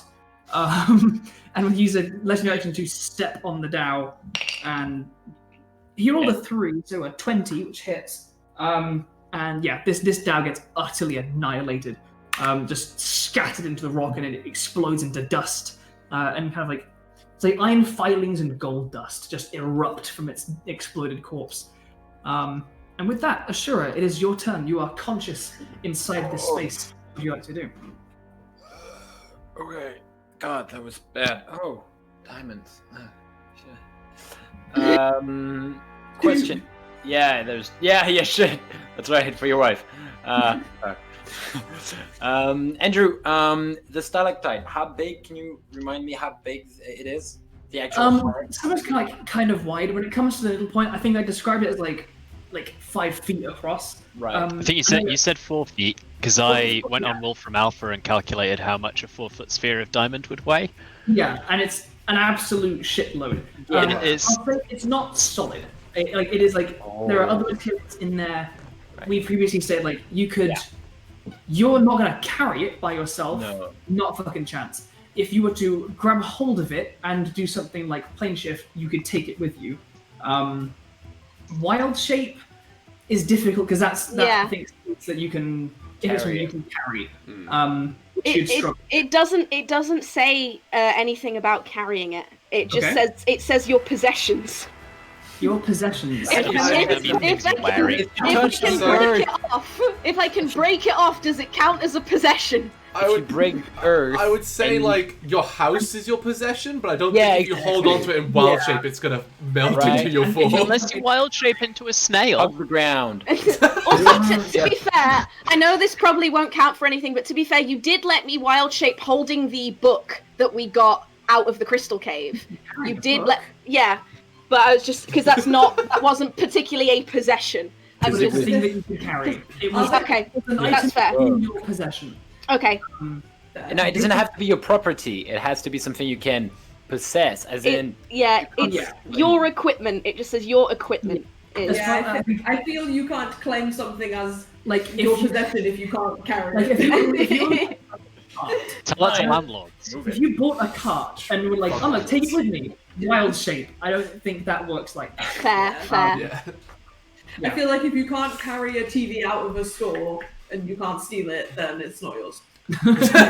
Yeah, but I don't think possession in the wording is meant for like something that is. We'll have to figure it out. We'll figure something out. It's fine. So roughly, is it more than 300 pounds? Yes. Okay, I can't carry it. That's my limit. Okay, cool. I will look at a hemlock and be like, okay, I don't really have a plan apart from that, but I guess I'll chip at it again, and I'm gonna stand up, take my sword, and just go use it as a fucking axe. That's 20. 20. I'll say you're inside it. Yeah, that hits. Okay. Go ahead and roll some damage. Damage. It's a tiny bit more vulnerable on the inside. A little bit, yeah. That's 18. 18 points of damage. Nice. This time you hit the same chip point that you hit last time, and are you looking at the top part or the bottom part of this large? I'm trying to hit the bottom part. Bottom part, cool. Yeah, you hit the same chip that you hit last time, and where its all shard fell away, you get that same little kind of indent, and you get much better purchase, and the blade itself embeds, and as you have it twist and pull it out, there's another little as a part of that base is chipped and pulled away. Nope. Oh my god, the hearts! It's running out. It rings! Yes, hello? Everyone at the outside, this massive creature groan as it kind of buckles inwards in pain, as it's beginning to look rough now. It has been taking a beating from many, many creatures for a while now. Ashura, that's your action, make a slash. Is there anything else you have to do? No, there's nothing else I can do. Alrighty. Oh, hydrate. Hydrate, I don't have it. And posture check. Oh. Straight up. Alrighty. The guard down at the bottom is going to take a couple of swings at the enemy armor, hits, and at the earth elemental, and also hits. The armor is scattered and destroyed as its helm and chest plate go onto the ground. Earth elemental also actually goes. That was really low as well. And this guard slays the two things harrying them. The mage themselves, clinging onto life, seeing the rest of this, is going to flip open a different page of his book, reach out, whisper something in an arcane language, and burst out several arcane missiles, which go and curl around like seeking missiles and strike into various. We're going to go for 3 into the earth elemental that's next to him, and then 2 towards the Dow with a 4th level magic missile. Damn. So you're given advantage. Andrew, you have advantage. Yeah, by Poopy. Who I don't know who that is, but damn. Well, whoever whoever they are. Thanks, Pants. Thanks, Prappy. Thanks, Pants. Prappy Poots. And this Dao is destroyed. As these magic missiles curl and pluck off these few more combatants on the board, they're actually going to move as well a bit closer toward the Zaratan, peeling round as they feel like they might have a chance to sneak in there and get something done. Does the Zaratan get its breath weapon back? Does not. Thank God. The Zaratan, being fucking massive, can look down over this wall, will turn around, lean its chin across this massive, like, summoning stone wall, look down towards you lot, and I'm just going to roll a d6. 1, 2, Marigold, 3, 4, Wait, 5, 6. Andrew, is the stone wall still there if the Dao are dead? No, that's a good point. That stone wall's not there. As it vanishes, its chin takes that space. And, like, its chin, like, crumbles through it as the wall begins to collapse and fall to pieces. And it's going to go for 1, 2 Marigold, 3, 4 Markos, 5, 6 Nute. Bring it. It's a 6, so 12 Nute. So this Bring is it. going to be a spit rock attack. It has advantage because of Prue, but I am also dodging, so it's just a straight roll. It's a straight roll. So we're going to go for a spit rock attack. That is going to be a 21 to hit. Yeah, that'll hit. Alrighty.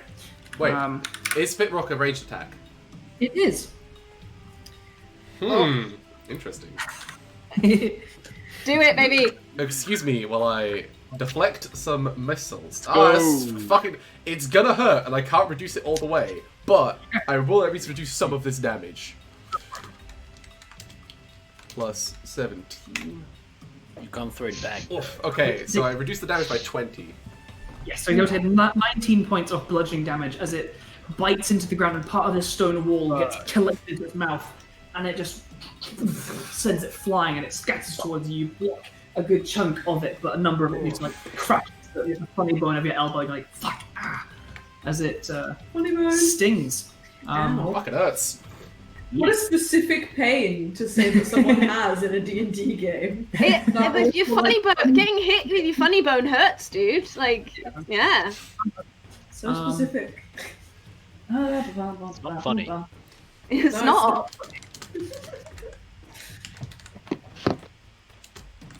With that, Markos, it is over to you. Hello. Can I roll to appease Prudence? Yeah. You I'm can. gonna try. It's a hide and seek. What's that? I got a 10. I don't know what my modifier is. All right. Jordan, I think who's a mod here? We should maybe like not a threat, just a fact with a like passive aggressive smiley face. I feel like that's like enough to be banned. Moving on. It is a fact. I'm gonna shoot. Just do Actually, it, can I Jordan. do anything extra exciting? Because I was just gonna do the same like run and hide and shoot. Throw your bow at it. I really could. Actually, yeah, I'm gonna be a bit fancy here. Do it, boy. He's gonna throw your bow. I'm going to movement up to like here. Bonus action dash and try and climb its leg. Yes. And also 3rd level cure wounds on myself. Hell yeah. Go ahead and make, let's say, an acrobatics or athletics check as you try and scramble up its I will have. The cure wounds will have been like as I was running, so I'll actually roll that first. Real quick, thank you to Hina for subscribing once again. Hey, Hina. Thank you, you're so lovely. We love you. You're wonderful. What? I'm excited for Skyrim later. Whoa. You can press. I got 11 health back. Hell yeah. Nice. And then an athletics check to climb. Oh, you're doing that. That is going to be a 20 total. Yeah, for sure. Like, this thing is big and not that quick, and it's not specifically trying to stop you. So you get up on top of one of its legs, and it's like a shifting rock wall that's turning above you, and you find a good handhold and pull yourself up. And yeah, you get good distance above that. The Earth Elemental beneath you will take a swing at you. I rolled a 9 plus... Actually, that's the point. Did this zone and these two Earth Elementals have a go? No, because I think I've deleted their turns. That's a good point. Let's give them a turn. I'm going to roll their initiative again, because I just forgot. That's going to be a 12.1. Let's get them in the order. Beep, bop, boop. Cool. Markos, you get up there on the top, and you begin scrubbing up. It's going to get an 11, so a 19 to hit you, Markos. That is my AC. Alrighty, you'll take 48 plus 5. Take 12 points of bludgeoning damage as you scramble up and its large stony fist slams into the back of your leg and crunches it against the wall, but you continue striving upwards. Just undid my healing, how rude. How rude. Is that your go? Done, yeah. Alrighty, with that, Nute, as you are being accosted by these elementals and Zorn, but for a second they forgot what they were doing. It is your turn. What would you like to do? Seeing Markos, I'm like, it's a pretty good idea. And Nute is going to just run past these two Zorn, use a bonus action to dodge as he's running with patient defense, and with my unarmored movement, will I be able to just run straight up this Zorn? I think so, yeah. Like, this thing's big enough where it essentially counts as a large off rock wall, and you can run up surfaces, so I think so. So I'm just going to run up and go somewhat next to Markos. Alright. The Earth Elemental, the upper one, will take an attack of opportunity against you with disadvantage. With a 16 and a 14, which comes to a 22 to hit you. That will hit. So you'll take... I guess the Zorn will as well if I left its space? I think you looked more like you were in the space of the two elementals more than the Zorn. I mean, I am larger thing, so you are a large boy, that's true. Space. Zorn will take about... You get 9 points of bludgeoning from the Earth Elemental. And the Zorn rolled an 8. This is not looking great for him. No, that won't hit. That's like a 14. No. But you get a good distance up onto the side of this creature. Is there anything else you'd like to do? Punch! Go for it. Strike it up close. The one misses, and the other one is a 25. So that is going to be... 9 plus 4, 13 points of bludgeoning damage. Wow. You find a good point. Your first fist strikes a bit of kind of unharmed, rockish, like carapace and shell. But as you kind of continue scrambling upwards, you find another slightly more damaged spot and sink a large fist right in the center, and the beast like lurches to the side ever so slightly as you find a good impact. Nice. Anything else for your go? That is my go. I just had a much better idea of what I could have done. Damn it. Oh, that's fine. Alright. With that, Hemlock, it is your turn. Yes. What would you like to do? I'm going to look at the heart and hold out both of my hands, and I'm going to cast Thunderwave at 5th level. Let's go. Can it make a con save, please? Oh. And with the max damage potion. Yeah. Blur. And it's also thunder damage, so hopefully I rolled a 30. it succeeds. So it's still gonna. Is it vulnerable to thunder damage? It is. So it would have taken full damage, doubled, would have been 96 points of damage. Because it's 68 doubled. It just takes 48 damage then. Well, it takes 48 damage. Yeah, you didn't have to double it. I didn't have to double it. But 48 damage at the base of the heart where Ashura has been striking. The part where I'm assuming you get Ashura to like stand back, or you. Yeah. I'm not. I would just sit on there. Ashura gets fucking blasted. Around you. Dies. Begin to collect in front of you, and alongside that blast of energy, a pulse of glowing blue energy goes boom through each of them, and it's like a glowing blue ripple in space as this massive explosion of energy and force rips forth from you, and it shatters the rock beneath complete. The bottom pillar of this stalagmite beneath this crystal just explodes away, and a good chunk of the crystal center itself as well is just turned to dust as it flies off into the back of this cavern. The Zaratan itself goes... Oh shit! Stumbling ever so slightly as it clings on with naught but the slimmest of staying power. You get the impression that this thing is on its very last legs. Within it, blasting it with energy it is specifically vulnerable to in its heart. You can see, like, I mean, a good section of that top part of the stalagmite itself as well is also cracked and damaged, as this thing is like barely hanging on, and the rest of you on the outside see the whole thing lurch and stumble. Yeah. It's not quite detached from the body yet. It's very, very close. Okay, I can't. He's gonna poke the floor. He's just gonna die. I can't hit it with anything. That makes me so upset. I can't do it with the bonus action. I will down a healing potion because I'm a little bit hurt. So as a bonus action, I will take a healing potion. Alrighty. With that, the Zaratan will use a legendary action. Called I Don't Die, and just takes hyper potion, just goes full health. Thing is, I'm trying to think, like, because it's only like attacks, like attack ones which are legendary actions are stomp or like the spit attack. Yeah. But you're on it, apart from Marigold. I'm not. Yeah, you're not. But I also haven't hurt it. I haven't hit the Zaratan once during this fight. It's going to use a legendary action to spit at the mage on the side, because the mage has been blasting away elementals for a good while.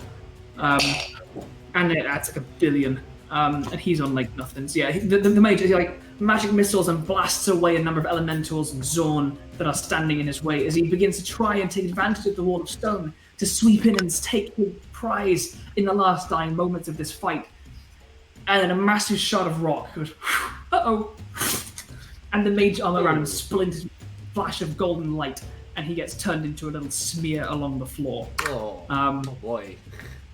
With that, the two earth elementals on the side are going to try and reach up, clambering after you, Markos and Nute, taking swings at each of you. This is going to be 2 swings at... the one against me is disadvantage because dog. Yes.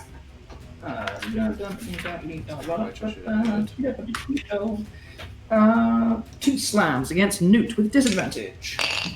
That's a 19 to hit. That hits. Followed by an 18 to hit. 18 misses. Okay, one of those then, so 2d8 plus 5. You take 17 points of bludgeoning damage. Ow. And one will swing towards you, Markos. That's going to be a 19 and then a 22. Sorry, a what and then a what? 19 and a 22. A 19 and a 22. The 19 hits, the 22 misses. Fascinating. Oh, it does because multi-attack defense. Yes. Oh shit! My Wait! AC That's went so cool! up to 23 after it swung at me. Fuck yeah, you take 15 That's points so of cool! As you see this thing ring back for a second hit, your eyes lock onto its like the pattern of motion as it's going for the second swing, and you're like, only like Zorro, like Orlando Bloom from Pirates. Like you grab like a section of rock and like swing your legs up, and this massive fist collides with the rock that you just vacated. I like to think I was watching the other one, like take 2 swipes at Nute, and this earth elemental just does like the exact same motion, so I know what to predict. Yeah. How much damage was that again? 11 bludgeoning? 15. 15 bludgeoning. With that, Marigold and Willow, you guys off to the side, you see the various elementals and animated armor and mephits that have swirled around you, the Tao that have been shattered into dust across the floor. Yep. The Zaratan now stands in the center, buckling under its own weight. It is your turn. What would you like to do? I would like to cast Tidal Wave to hit all 3 of those elementals currently going after Nute and Markos, because I can. It can be 30 feet long. Hell yeah. Are you like flushing them into the Zaratan no, away? Or... backwards away. Backwards away, hell yeah. So dexterity. So they have to make dexterity saving throws, yeah. So lower elemental gets a 15. No, a 13. That fails. The next one gets less. Yep, fails. And Zorn rolled a natural 1. Well, they all fail. Imagine being able to roll dice, guys. Imagine. That is 16 bludgeoning damage to each of them, and they're all knocked prone. Hell yeah. And then I am going to use my bonus action. Marigold will, like, after using her wand to make like this sweeping gesture of this tidal wave, is going to look towards Markos and Nute, like climbing up the Zaratan. He's like, Ooh. And she's going to cast the Maple Spirit Totem. So you guys get 18 temporary hit points each. Oh. And you have advantage on strength checks and saving throws. Hell yeah. Oh, nice. Hell yeah. What's the radius on that? 30 feet. I think that actually gets Hemlock and Ashura. Yeah, I'm putting it like right next to Nute and Markos, so if it gets them as well, then great. If it was right next to Matthew, it won't because it's so big. Does it go through solid stone? It's like a spiritual aura, I don't know. Aura, I don't know. It's radius, right? Doesn't quite reach us anyway. Yeah. The tidal wave shatters the element positive to you as it sends it reeling backwards. It collides with the stone and just disintegrates and becomes this disembodied mass of rock. The other two go flying backwards onto their backs and kind of like left reeling, their limbs reorienting to pick themselves back up and resume the defense of this elemental entity. And Willow is going to run back to Marigold. Perfect. With that, rocks fall. Let's go for Jordan and David. Let's have some d20s from you guys. Alrighty. Which colour? Purple, blue, yellow, green? Let's go yellow. I have all of those in one dice. It's a rainbow one. I got a 16. Well, one of my dice is both doubling. 16. I got a 6! 16 and a 6. All right. 16 and a 6. You sunk my Let's- battleship. You've sunk my battleship. 16 and 6. It actually does just come near the Zaratan. Oh!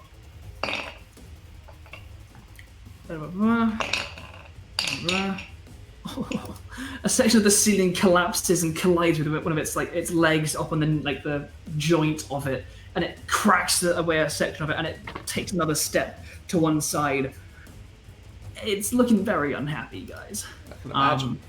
As if you can see various sections of its shell now are starting to break apart. Ashura and Hemlock, you can actually see light as the top part of its shell is now beginning to crack and collapse inwards. Still shifting ever so slightly and moving from side to side, but this creature is kind of mid-collapse. And with that, Ashura, it is your turn. What would you like to do? Finish cutting the heart. Whack it! Whack it. I'm just like, fuck it, and just goes for it. Go for it. Yeah. And I hope I hit. Okay. That's 9 plus 9, 18. 18. Go ahead and roll some damage. Cool. I use the divine. I'll use divine smite. I'll use divine smite. Might as well. We're so close. Level 3. Yeah, level 3. I don't want to use too much of them. So your level 3 is okay. Cool. So cool. That's a 15. Attack. 7. That's 22. That's 30. 36 damage. It wasn't good. As you, along with explosions of thunderous energy, collapsing rocks, imploding sections of radiant punches and exploding arrows, you swing the sword. And at this point, you're unsure whether or not that's the final blow, or if this thing has just taken hit after hit, and collapsing rock has just rained in on this creature one step too far. But as your blade connects with that top part of the stalagmite, the crystalline heart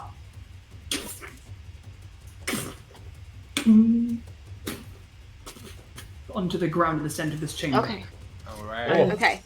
Shifting and collapsing, the rest of the Zaratan begins to fall. Its legs buckle as its large body collides with the ground, and sections of the top begin caving in. Oh shit.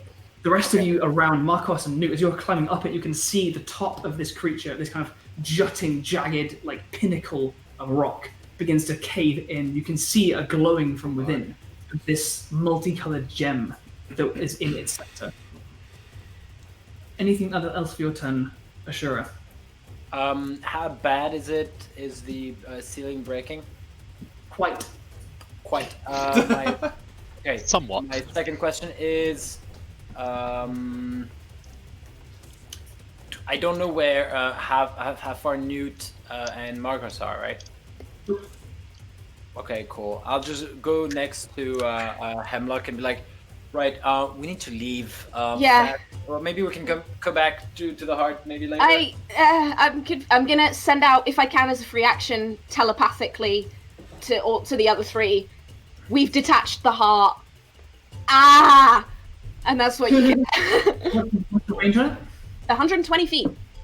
And yeah, all of you guys hear that call.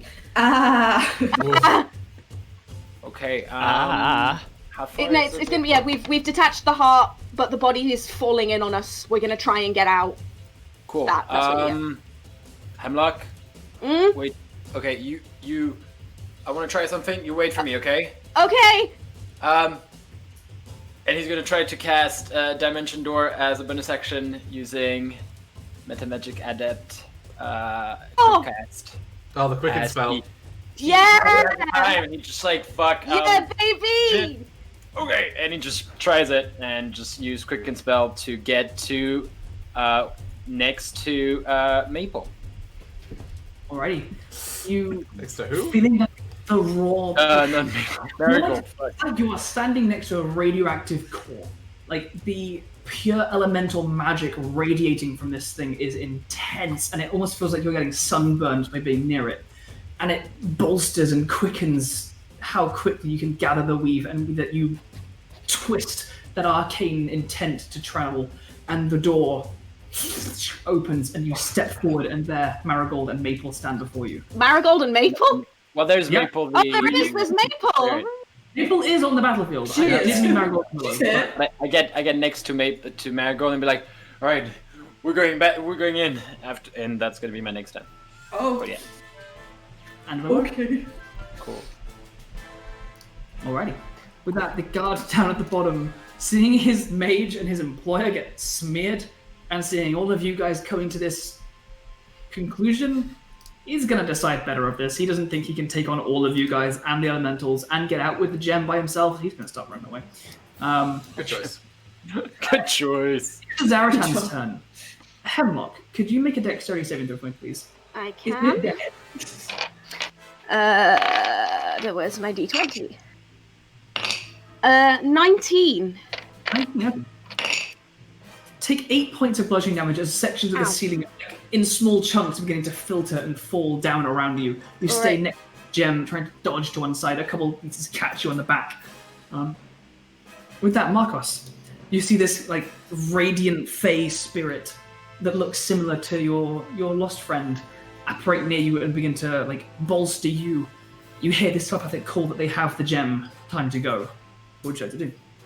So I think, like, he'd see the Maple, clutch the bow, be like, and then hear the message and be like, right, shit, and just climb.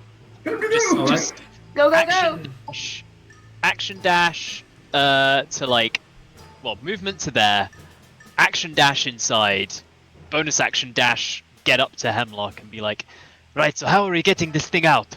Soon as you're there, like, Hemlock is just grabbing a hold of you, has like one arm round the gem and grabs hold and just like, get ready to grab the next person who comes in. Okay. Alrighty. With that, Nute, it is your go. What would you like to do? These earth elementals by here in the zone. They're still up and fighting, right? Yes. They're prone on their backs, but they don't seem to have slowed down at all. Alright.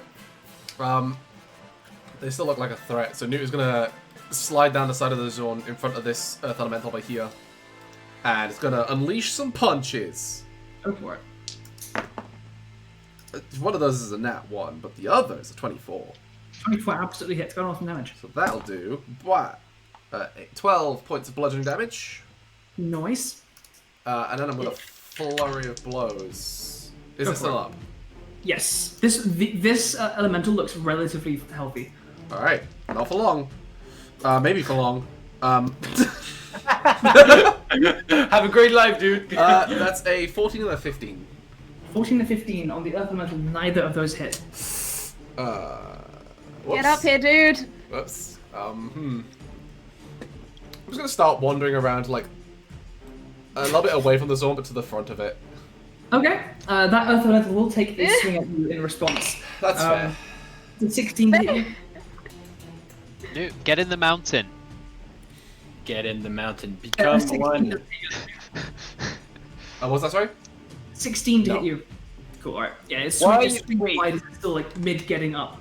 But with that, Hemlock, it is your turn. Wait, why is Nute next to me? I am trusting Ashura's Sorry, judgment. I'm gonna like grab a hold of Markos in one hand and like wrap my arm around, and I'm gonna hold plane shift for the moment that all of the party are holding each.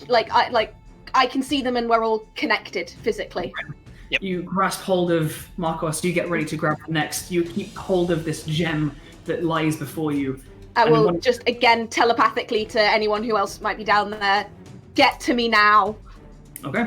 You take the tuning fork that you made together with Hope and with Pendalion, attuned to your home, to the material plane, and you begin the incantation, and you feel the wind once more begin to pick up around you. Small flashes of light, almost like small nebula, like in the sky, of like oranges and purples, blue and then red. A small lick of flame, a small flow of water, like different elements begin to just crackle around you as the spell begins to form. With that, the Earth Elemental is going to stand up and how far is that? As Nute was last one to punch it, it perceives you as the nearest big threat, and it's going to run after you, Nute. It's going to start hitting you again. If you go down, Jordan, oh my god! I rolled. I'll be fine. I swear to I'll God, be Jordan, fine. I will fuck you up. Marigold and Willow, it's over to you guys. What did you like to do? While I'm here, I'm gonna heal Ashura. Okay. That's great. That's a great idea. Thank you. Someone is doing something logical, Jordan. Ashura to go down right now. Sorry, like, the Zaratan's literally collapsing inwards. Yeah, but No, we can't you don't have. How? Read the fucking room, Jordan. Read the fucking. Okay, we are all pissed at Jordan because he decided to run down the fucking hill. Okay, Everyone's Ashura trying is to just meet at the top. Ashura's just getting a heal. You just get 70 hit You get points. 70 hit points. Oh, okay. I'm Damn. re-healed. Fucking out. Damn. Thank you. Wow. You look It's bad. a You look bad. You're not doing well. No. I look back at America and I'm like, God, thank you. What the? Thank you. What was that? God. You showed me more care than my own mother. God. All right. Another time. Well, that is Not your that job. difficult, to be fair. Trauma is coming back. Marigold is everything. Not very difficult indeed. Marigold, Yes. anything else for your turn? No, I don't think so. Movement. I don't think Willow can do anything. I guess we're just like bracing for Dimension Door. Bear in mind, Willow is a separate creature. Yeah. Oh shit! Dimension Door will not transport you and Willow. I know. Maybe How many- run and I'll just take Willow. Or I guess Nute. I don't know. I can wild shape and fly. Also, Alright, do yeah, that. Okay. Do that. You can I'll run do like that. 90 feet and around. Wild shape. Okay. So turn you, into. yeah, I you see take Willow. You take Yeah, Willow. yeah. Ashura I takes take me. Willow. I'll Okay. fly. Yeah. You see, so as we see Nute coming down, like down the fucking mountain turtle, I just like, all right, transform into an owl and get the bunny. I'll get the dumb dwarf. I feel like that's a good plan. Alright, so Marigold, is that the end of your turn? Yeah. Alrighty.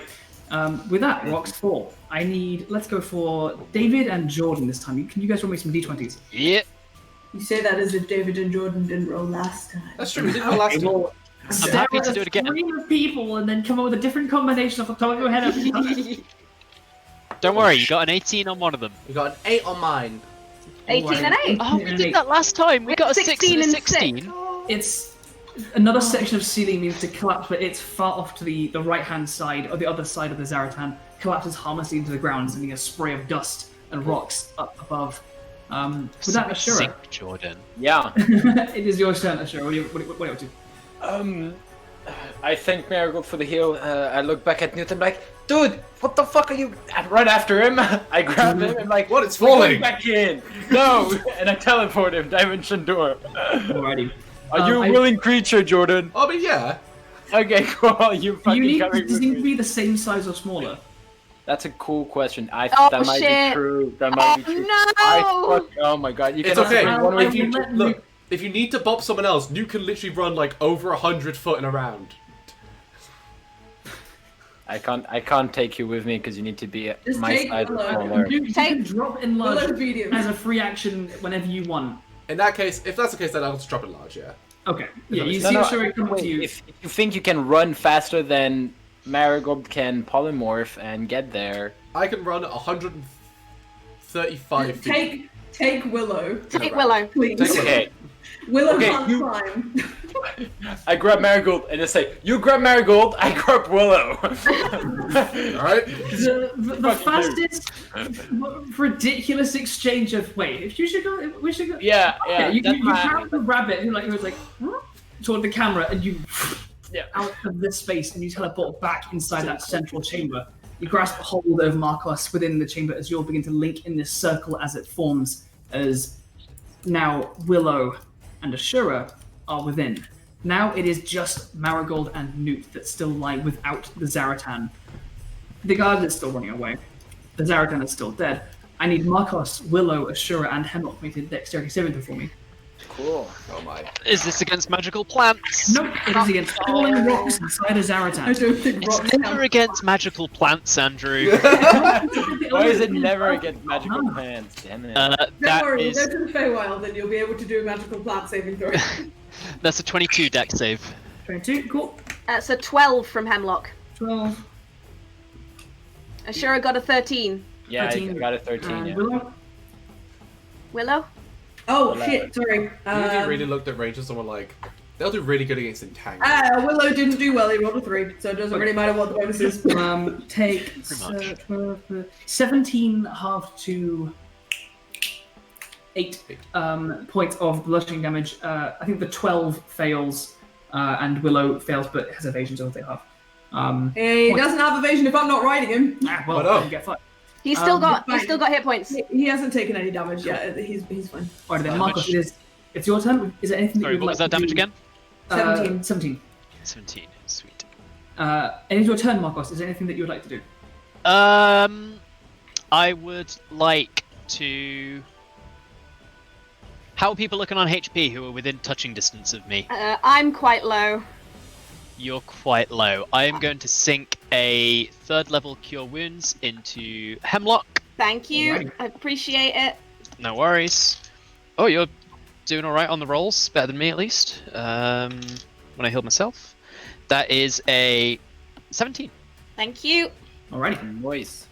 With that, as And you... I'm going to... Oh, wait, that was my action. Mhm. That's it, then. Okay, alrighty. Bonus perfect. action hide. Don't hide, because if you hide, I'm losing you. No, I'm still holding your hand. You just can't see me. What is this feeling? Ah! You hold on Where to is his he? You heal Hemlock as your eyes closed, gripping this tuning fork, muttering the incantation, those swirling lights as the barriers between planes begin to falter and jitter and glitch and swirl around you as the spell gets That's ready so to good now. completion and is holding and holding and holding. Nute, it is your turn. Alright. What would you like to do? It takes me 75 feet of movement to run to the mouth. If I use my bonus action to Step of the Wind and use and dash, I can get a total of 90 feet of movement. So Nute is gonna run over to Marigold, and as he runs by, just swoop her up, and is just gonna sprint up this Zaratan. Let's go, boy! Perfect. Marigold, you might get some motion sickness. Was like, In your enlarged, strong hands, this small 3-foot gnome is barely a burden as you sweep Marigold Very up small. and sprint up, bounding between the chunks of rock as its limbs themselves begin to crumble and are falling apart, fissures opening between them. You leap up and you get to the top of the cave where the top of its back and head are kind of caving in into one large open chasm at the top. Slide on down and you complete this circle as the two of you kind of skid to a halt with this gem in the center. You see this kind of swirling arcane magic beginning to ripple and tear around. As all of you get into the space, Hemlock, yep. you pull the trigger? Making sure that everyone has got their hands connected, making sure that Willow and Lily are also in there, because I can take up to 8 willing creatures. I can take 8 willing creatures, and the 2 of them make 7. So, making sure we're all holding on, and then I'm casting Plane Shift with my arm firmly round the heart. the rippling magic of this nebula of different lights and colors and textures and energy that is pulling around you, it opens and widens, and in an instant the ground just from beneath you, and you feel falling and being yanked as if you have been grabbed by the small of your back and pulled by something massive and incredibly strong. For a second you worry that you've lost grip on each other, but as you open your eyes against this swirling force, you see stars, blackness, a void, swirling energy and light, and each other's hands gripped in your own. And then finally the ground slams into your feet. You almost buckle and crouch as the force as land meets yours. A smell of rock. Not again. Pine. Okay, good. Yeah. When did he get here? Are you that close to me for me to smell you? Fuck yeah. And we will pick up here We did it! next week. Hey. We did it! Oh. Yeah! Save the world, baby. Not quite yet. Not quite yet. We still have to Not quite get. yet. We have to get that heart to whoever can bring Maple back. Yeah, Before they have fucking- to use it before use Datson it. just teleports to us like sup. Oh.